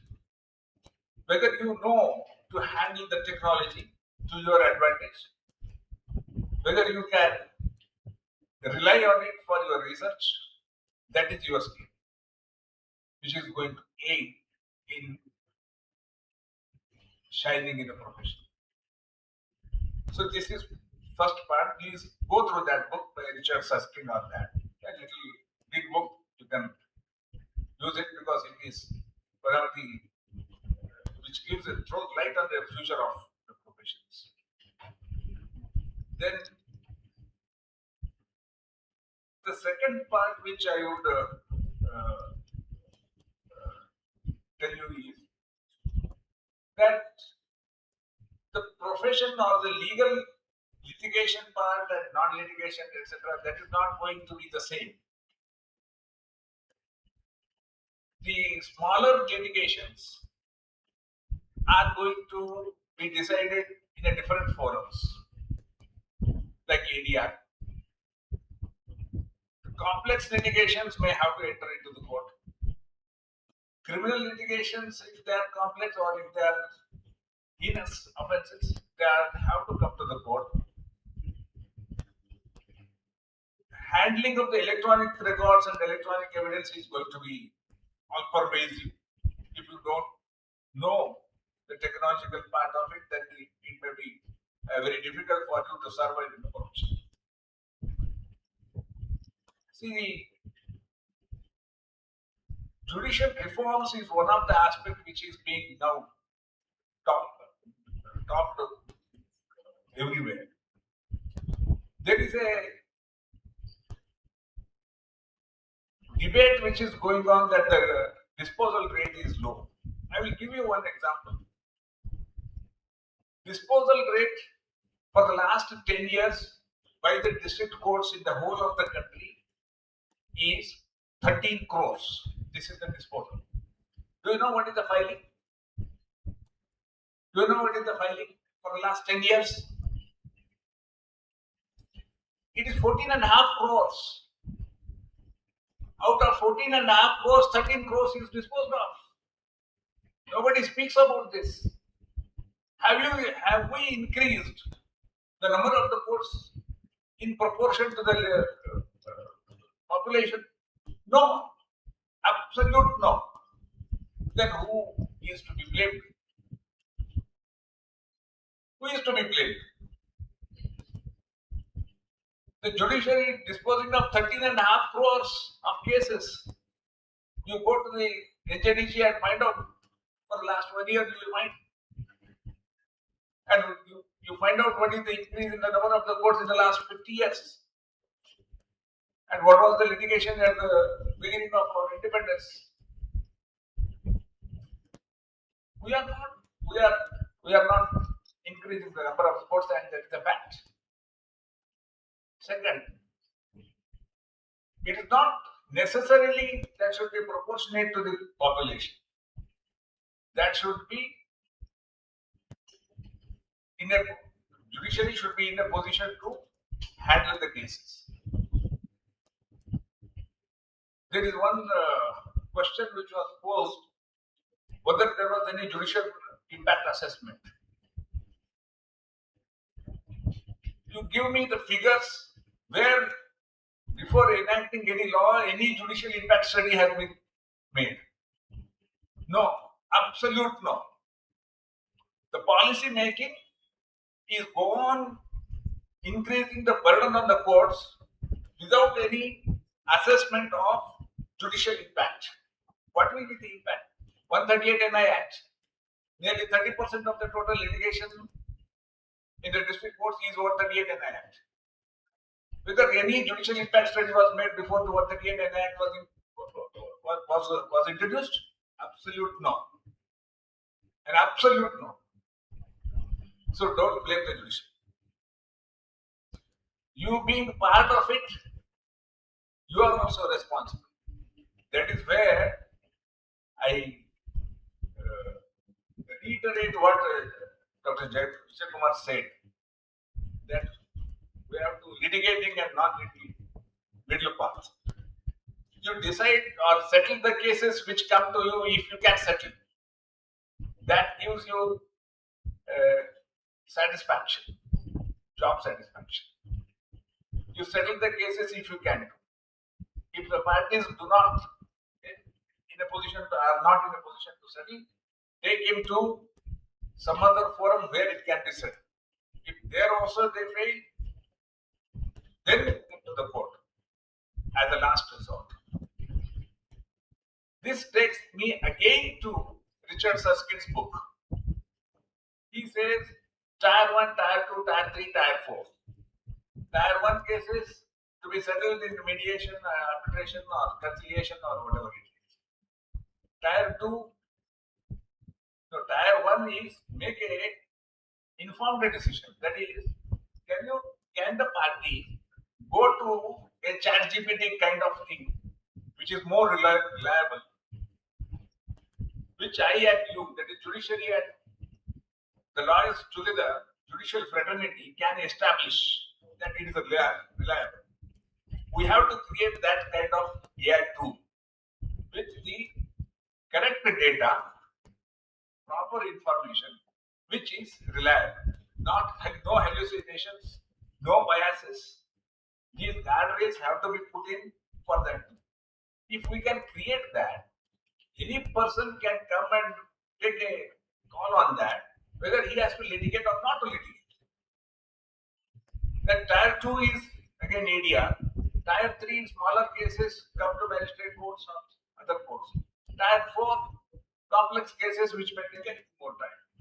If this kind of tiers are made in the judicial setup, then I think we can go forward. For that, one should know these aspects, and that burden is now on you who are going to be the coming leaders. Third point, last point, which I would like to say is, you should be an amalgamate of technology and law. Without technology and applying it in the legal profession, it may be very difficult for you to survive. But at the same time, judges and lawyers cannot be replaced by any AI. That is the fundamental rule. If judges want to rely on AI for their judgments, suppose in the High Court, who is going to write a dissenting judgment? There will not be any other dissenting views. So that is the effect of the AI. But AI definitely is a tool to sharpen our skills. Sharpen our skills. That should be the basic aspects. And without technology, we will not survive. We have to accept it and utilize it for the benefit of the profession, without compromising on the ethics and your skills. Skills is the fundamental aspect which is going to play a vital role in the coming years. These are the three aspects which I wanted to place before you. If somebody is coming to the judiciary by appearing for the competitive examinations, please come and be ready to shoulder crores of the cases which have been discussed. So, with this, I thank Dr. Aruna for inviting me for this Moot Court finals, and it has been a great experience for me too, to hear the young minds arguing the cases. And in the coming days, I wish all of you a bright future and a bright career and a bright profession. Thank you.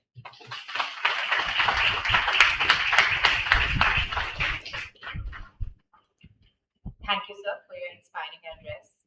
Now we move to the distribution of certificates. I'll be calling off TC number. I request Dr. Vijay Kumar, sir, to take the stage and present the participation certificates for this competition. Firstly, TC01 from ICFAI Law School, Hyderabad.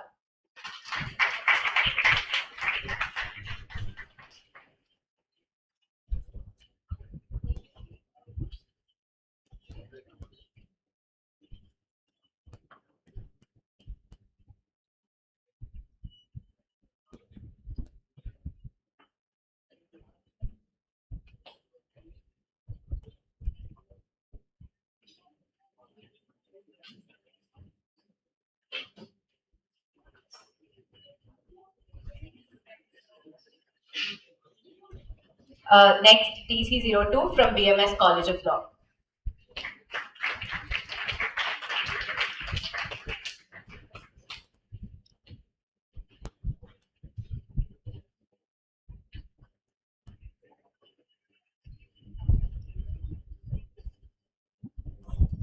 TC03, please be ready. TC03 from MKPM Army Institute of Legal Studies.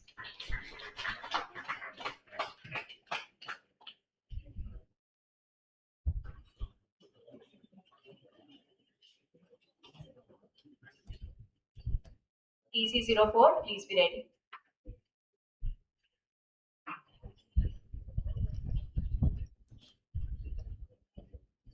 Now we have TC04 from Crescent School of Law, Tamil Nadu.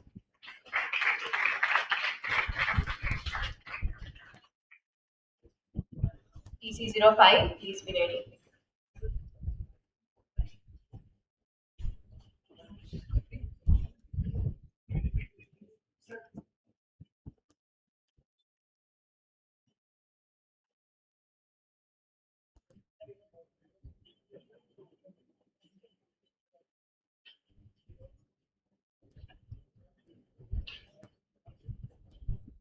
We have TC05, IFIM Law School.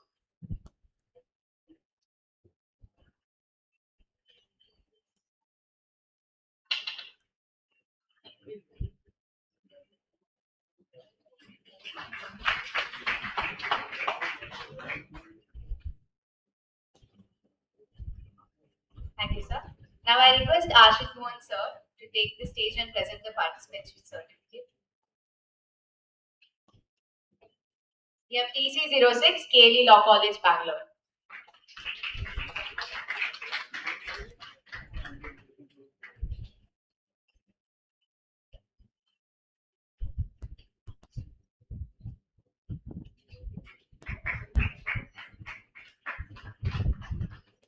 TC07, Crescent School of Law, Tamil Nadu.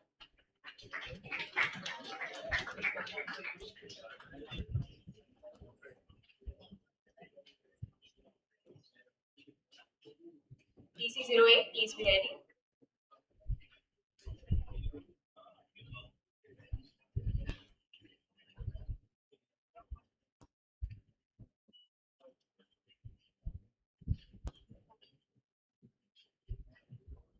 TC08, University Law College, Utkal University.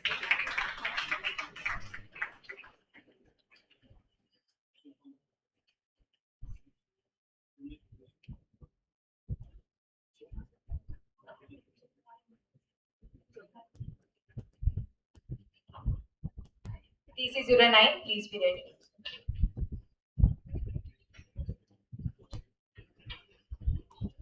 We have TC09 from Ramaya Institute of Legal Studies.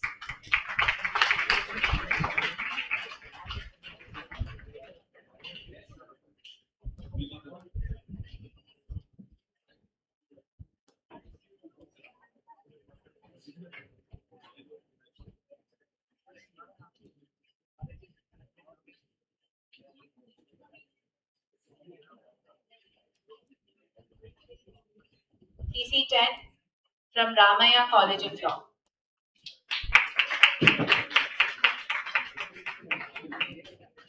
TC10 from Ramaya College of Law.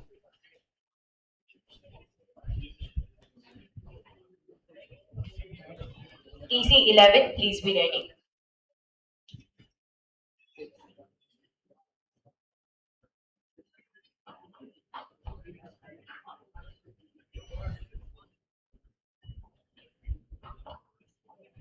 Next we have TC11, SVKM's Pravin Gandhi College of Law, Mumbai.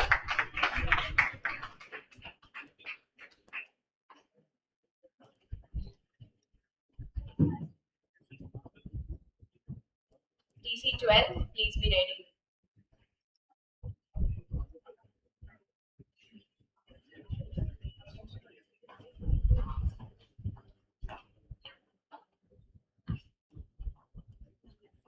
TC12 from Sri Jagadguru Renukacharya College of Law.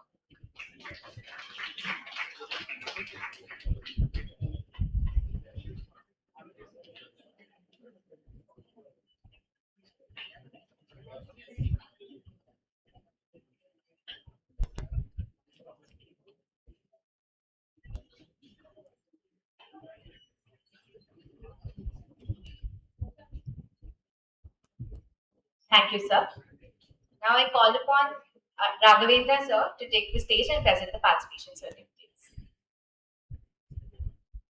We have TC13 from National Law School, University, Bhopal.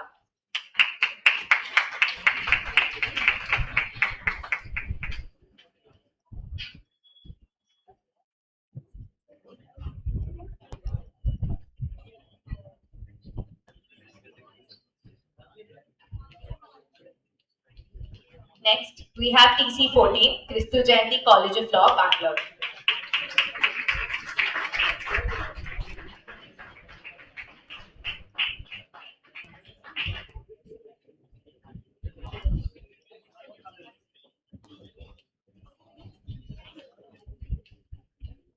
Next, we have TC15, Sheshadripuram Law College, Bangalore.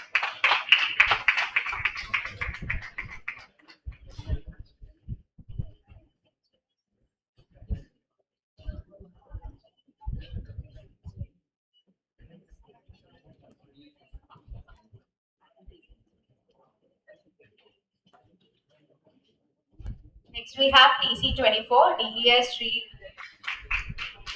Naval Fordia Law College, Pune.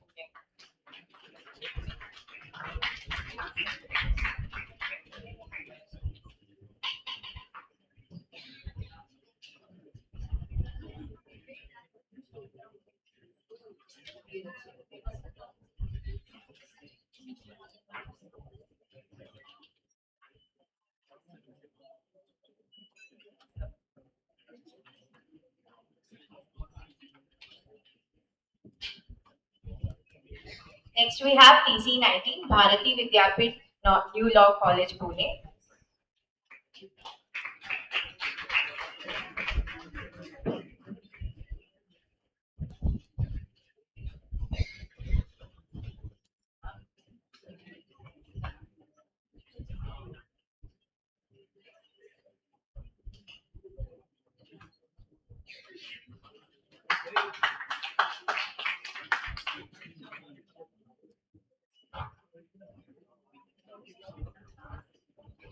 Next, we have TC21, Vidya Vikas Institute of Legal Studies, Mysuru.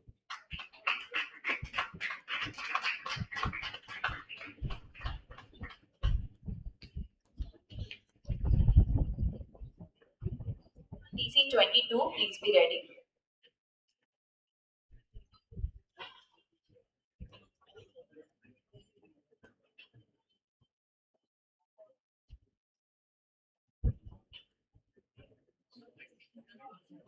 Thank you, sir. Now I call upon Prasad, sir, to take the stage and present the participation certificates. TC22, we have M. Krishna Law College, Hassan.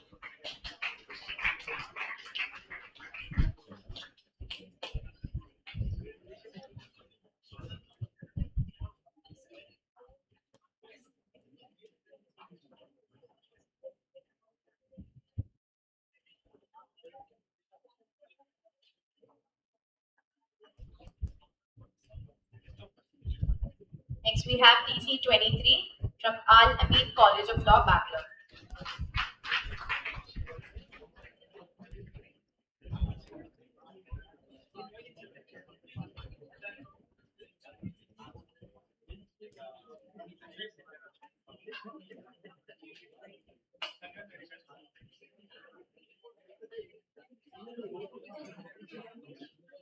TC26.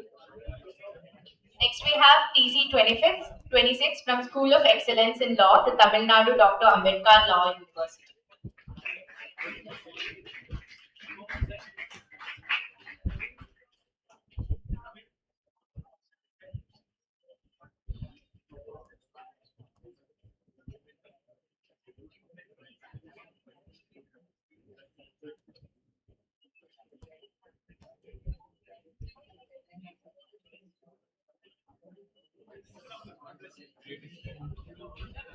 Next, we have TC27, SDM Law College, Bangalore.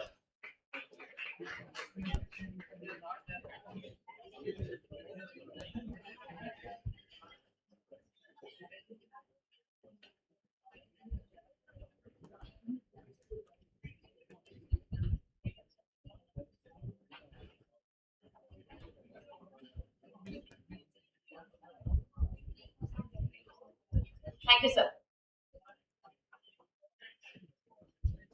Now, I would like to call upon Ms. Survi Mathur ma'am to hand over the certificates to student contributors to the Mantra Murali Seed Grant Project through Dr. Amuda, Assistant Registrar, Ruass.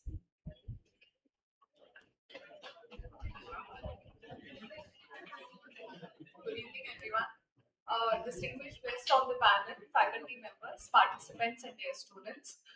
It's truly a pleasure and an honor to be there today for the valedictory session and certificate distribution of intramural stream grant projects as well. This project centered on the theme of menstrual equity, reflected on how research can go beyond the theory. The project also focused on the analysis of Karnataka Menstrual Leave Policy 2025 and related discourses in the labor law of India.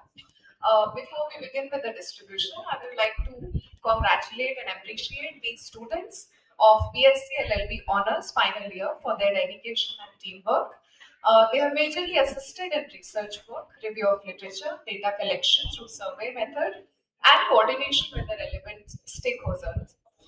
Once again, congratulations to these students, namely SPP, Ganesh, Priyanshu Sahu, and Priya Peri Surya Raghunath. I would request Amba ma'am the distribution.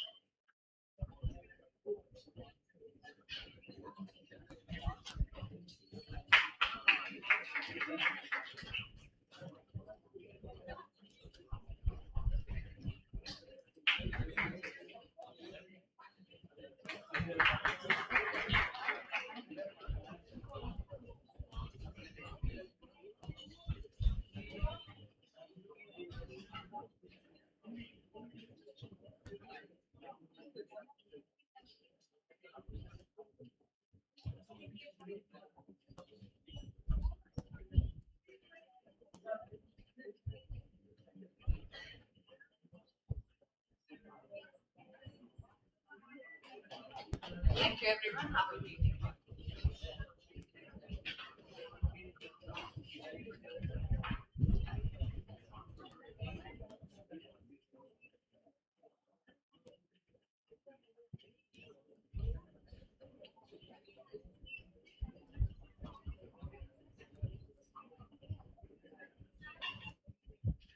We now begin with the most awaited part of this competition, the awards. Let us start with the special category awards, recognizing individual brilliance. First, we have the Best Researcher Award. I now invite Mr. Ashit Mohan Prasad to first present this award. This award acknowledges the participant who displayed sharp analytical abilities, unmatched dedication to legal research, and an eye for precision. The Best Researcher goes to Ritika Furia from SVKM's Praveen Gandhi College of Law, Mumbai.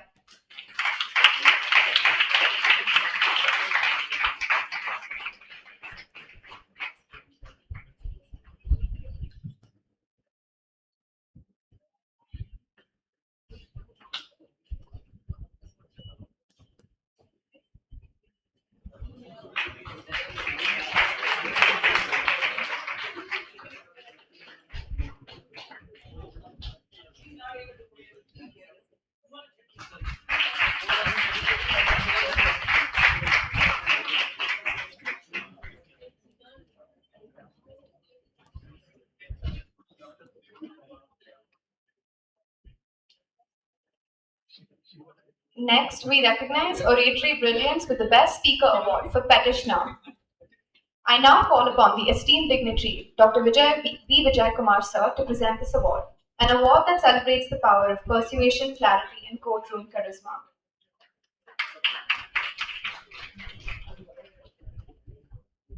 The Best Speaker Petitioner Award goes to Shweta Nair from ICFAI Law School, Hyderabad.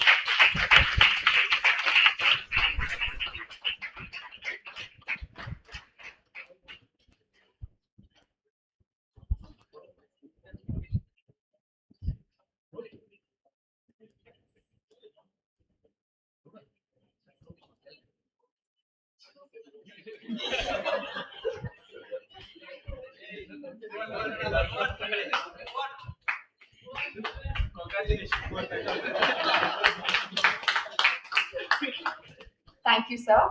Along the same lines, to introduce Best Speaker Award for Respondent, I now call upon the esteemed dignitary, Mr. Prasad N.V. Allen, to present the award. The Best Speaker Respondent goes to Mohammad Motal M. Crescent SOL, Tamil Nadu.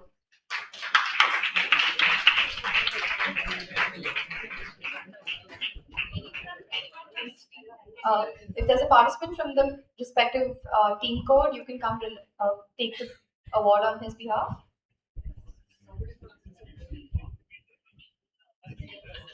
Mohammad Nautal M.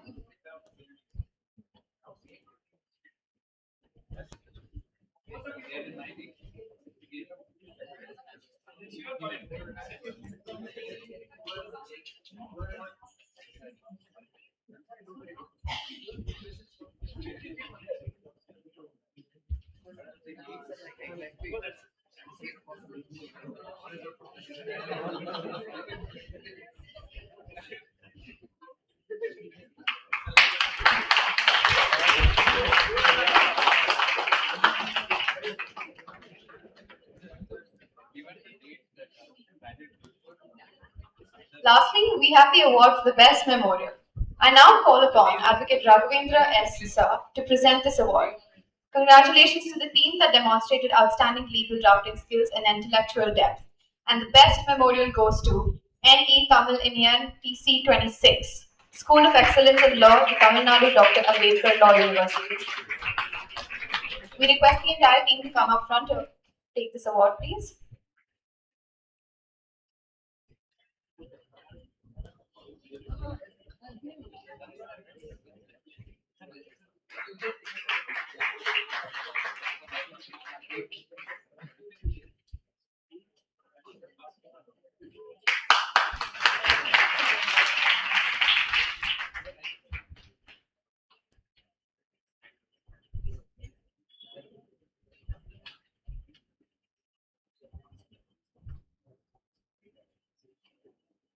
And now we move towards the most awaited announcements of the evening, the championship titles. First, the runners-up of the Ruass School of Law Moot Court Competition 2.0.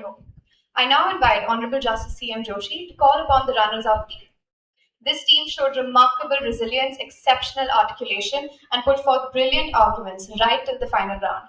Heartiest congratulations to the runners-up team.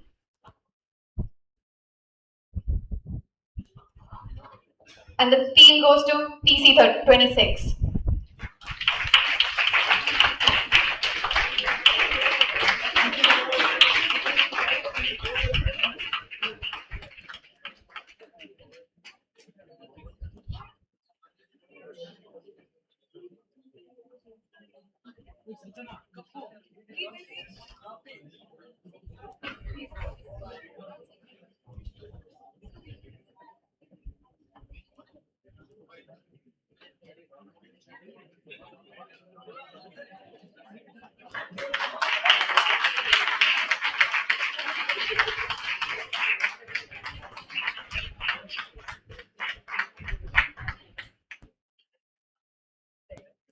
So we request you to stay back for the winners. Finally, the moment we've all been waiting for, the announcement of the winners of RUAS School of Law Moot Court Competition 2.0. This team has truly embodied the spirit of advocacy, demonstrating outstanding legal acumen, strategic brilliance, and sheer determination. Congratulations, TC 13.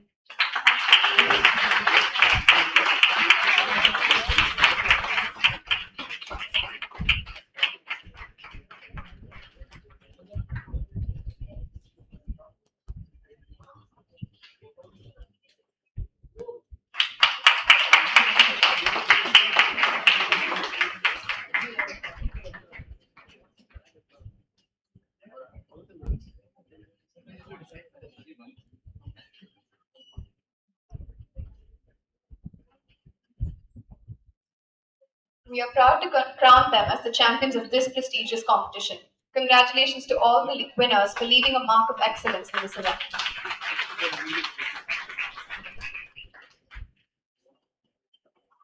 Thank you, everybody, and congratulations to all the teams. It is now only fitting that we express our deep gratitude to the dignitaries who are present here. We would now like to felicitate each of our esteemed guests. I now call upon Professor Vijay Kumar Sir to felicitate Joshi Sir.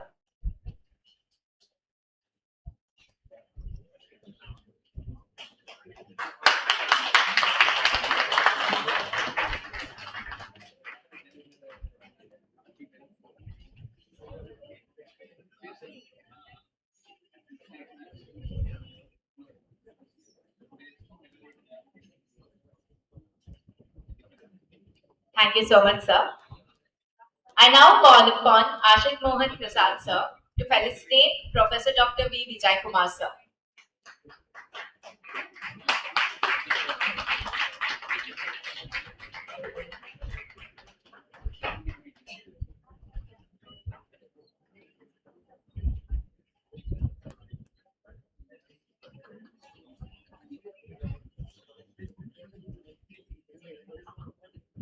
Thank you so much, sir. I now call upon Prasad, sir, to felicitate Mr. Ashik Mohan Prasad, sir.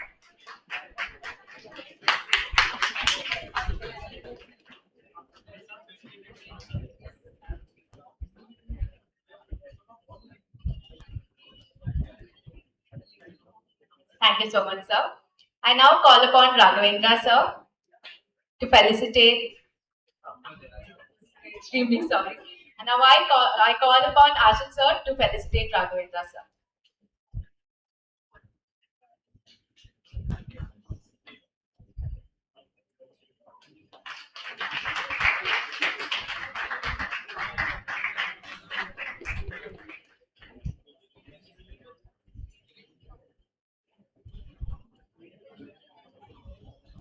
I now call upon Vijay Kumar, sir, to felicitate Prasad, sir.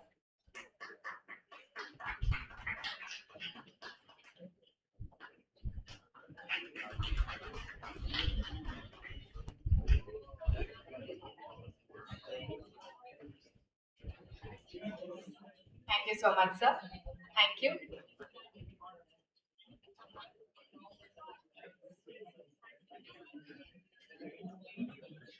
Yeah, it's a pleasure to note that the two teams which came to the finals have been the Vice Chancellor of both Ambedkar Law University, Chennai, and also NLA Bhopal. I can only promise you that there was neither algorithmic bias or any bias involved in the decision making. Wish you all the very best.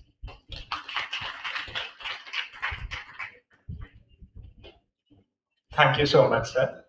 Before we conclude with this event, we at Ramaya University of Applied Sciences, School of Law, seek to formally extend our gratitude. I request Dr. Barul Islam, sir, our beloved Moot Court Society faculty coordinator and guide, to kindly deliver the vote of thanks.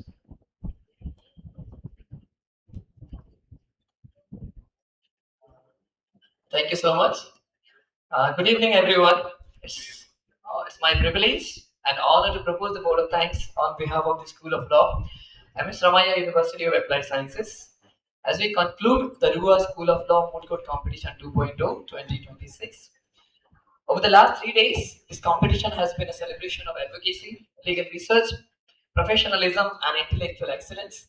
It has brought together some of the brightest law students from across the country and provided a platform for learning, exchange of ideas, and development of future legal professionals. At the outset, I place and record our sincere gratitude to our esteemed Vice Chancellor Sir, our Chancellor Sir, Registrar Sir, and the university leadership for their continuous encouragement and unwavering support towards academic excellence and experiential learning. Their vision and commitment continues to inspire initiatives that enrich the academic journey of our students. I extend my heartfelt gratitude to Dr. Aruna ma'am, our motivator, team leader, professor and head of School of Law, for delivering the welcome address, and more importantly, for her unwavering support, constant guidance, visionary leadership, and tireless dedication to grow the School of Law. Ma'am, your commitment to academic excellence, your aspiration to create meaningful opportunities for students, and your belief in experiential learning have been a driving force behind this competition. Your encouragement and mentorship continues to inspire both faculty members and students, and we are deeply grateful for your trust, support, and leadership. Thank you so much, ma'am. We are deeply honored by the presence of our Honorable Justice C.M. Joshi, Judge High Court of Karnataka. Sir, we are sincerely thankful for your gracing this visionary valedictory session and for sharing your invaluable insights and words of wisdom with us. Your guidance has inspired our participants and reinforced the values of integrity, professionalism, and dedication that define the legal profession. Thank you so much, sir. I also express my sincere appreciation to Dr. V. Vijay Kumar sir, our guru. We always considered him as our guru.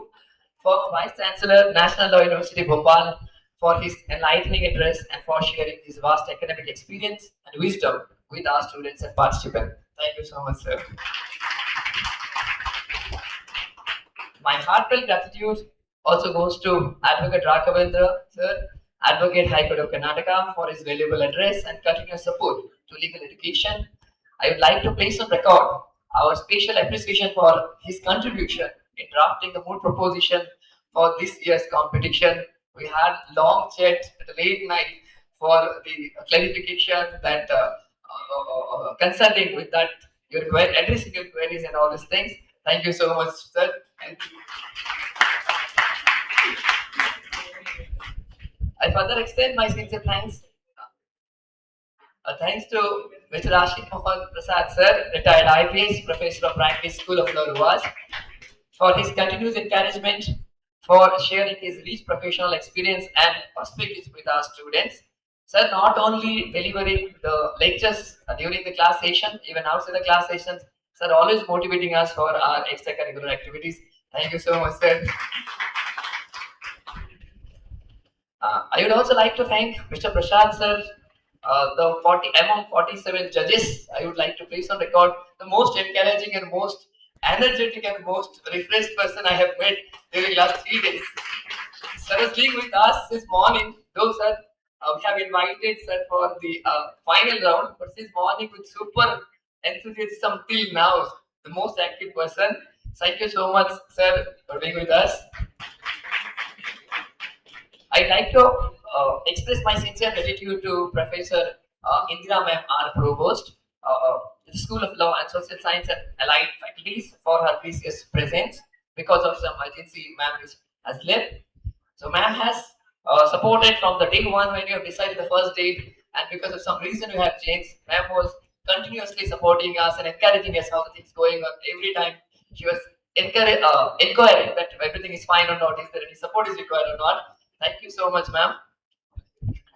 I would also like to thank Dr. Amuda ma'am, Assistant Registrar, Ruass, for her gracious presence and continuous support. Thank you so much, ma'am.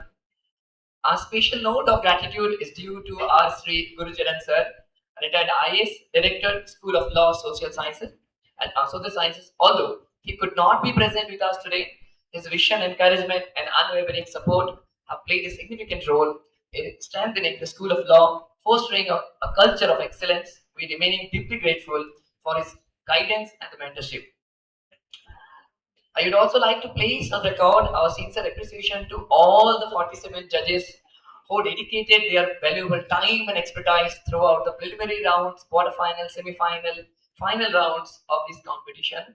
Your insightful questions, constructive feedback, and commitment to nurturing advocacy skills have made this competition a truly enriching learning experience for every participant.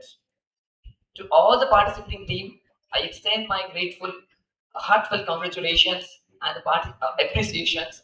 Your dedication, your perseverance, legal equipment, and professionalism have embodied the true spirit of mooting. Whether or not you leave with a trophy today, the knowledge gained, friendship effort, and experience shares over these 3 days are achievements in themselves. We sincerely hope that this competition has been a memorable and enriching experience for all of you, and we look forward to welcoming each of you back to the next edition of Moot Court competition. My sincere appreciation goes to my team, my Moot Court committee, convener, co-convener, student organizing committee, and the student volunteer for their tireless efforts last 2 months, for their planning, exceptional teamwork,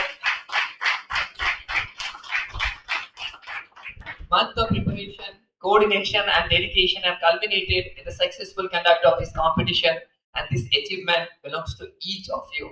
Being a convener, I feel proud to have this team who has given their everything to make this event successful. Whenever you have made any last minute changes, without questioning, they have done everything whatever you asked for. Thank you so much, each of you. And a special word of appreciation goes to our another committee who has worked from the day one to till now they are working, is the social media committee. For their creativity, dedication and outstanding effort, documenting,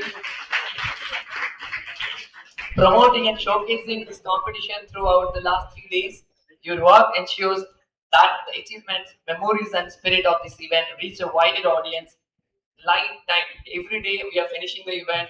Before I reach home, their status is already active in the social media. Thank you so much for your work.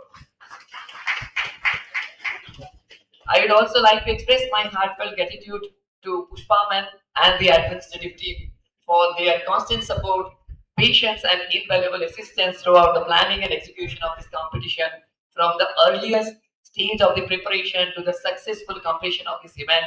Your dedication, coordination, and readiness to assist at every step have been instrumental in making this competition a great success.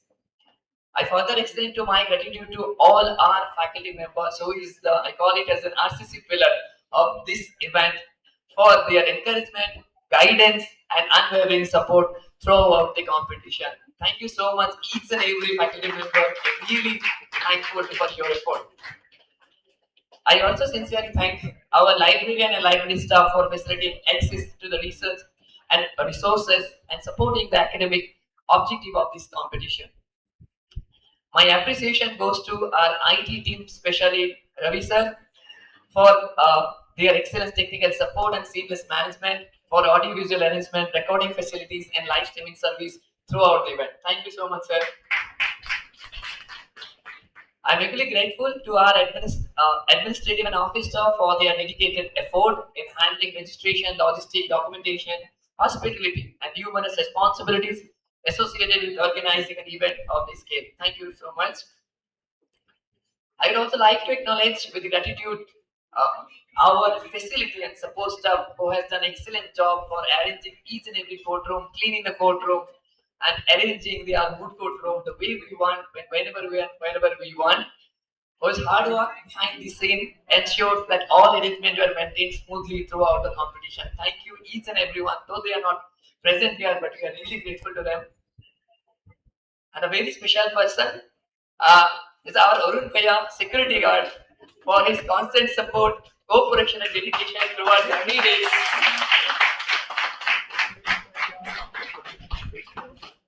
His willingness, his encouragement, his energy to assist us whenever we required his contribution for the smooth conduction of this event. We are deeply appreciating his effort. Finally, I extend my heartfelt thanks to all our guests, faculty members, participants, and members of the audience for your presence, encouragement, and contribution to making the Ruass School of Law Moot Court Competition 2.0 2026 a memorable and successful event. With these words, I once again express my sincere gratitude to everyone who has contributed directly or indirectly to the success of this competition. Congratulations to the winner and the finalists, and best wishes to all the participants for their future academic and professional endeavors. Thank you all. Have a safe journey home and wonderful evening ahead. Thank you so much.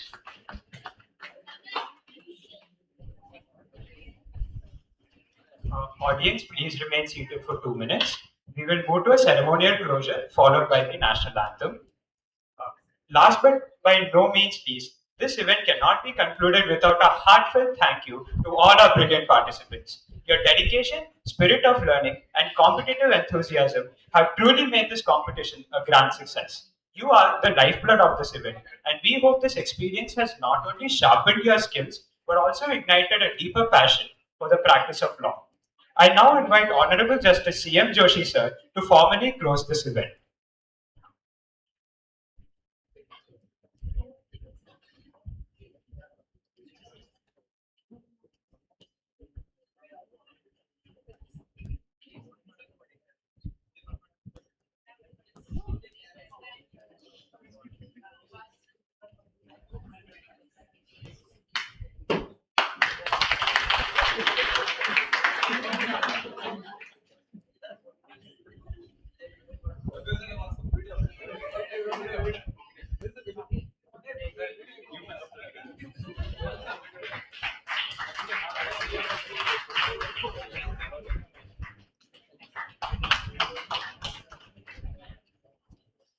Thank you so much, sir.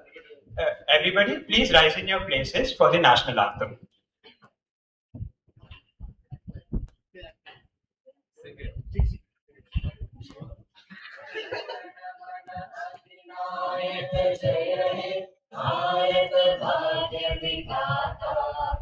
Punjab Sindh Gujarat Maratha Dravida Utkal बंगा विंध्य हिमाचल यमुना गंगा उच्चल जलधि तरंगा तव शुभ नामे जागे तव शुभ आशीष मागे गाहे तव जय गाथा जन गण मंगलदायक जय हे भारत भाग्य विधाता जय हे जय हे जय हे जय जय जय जय हे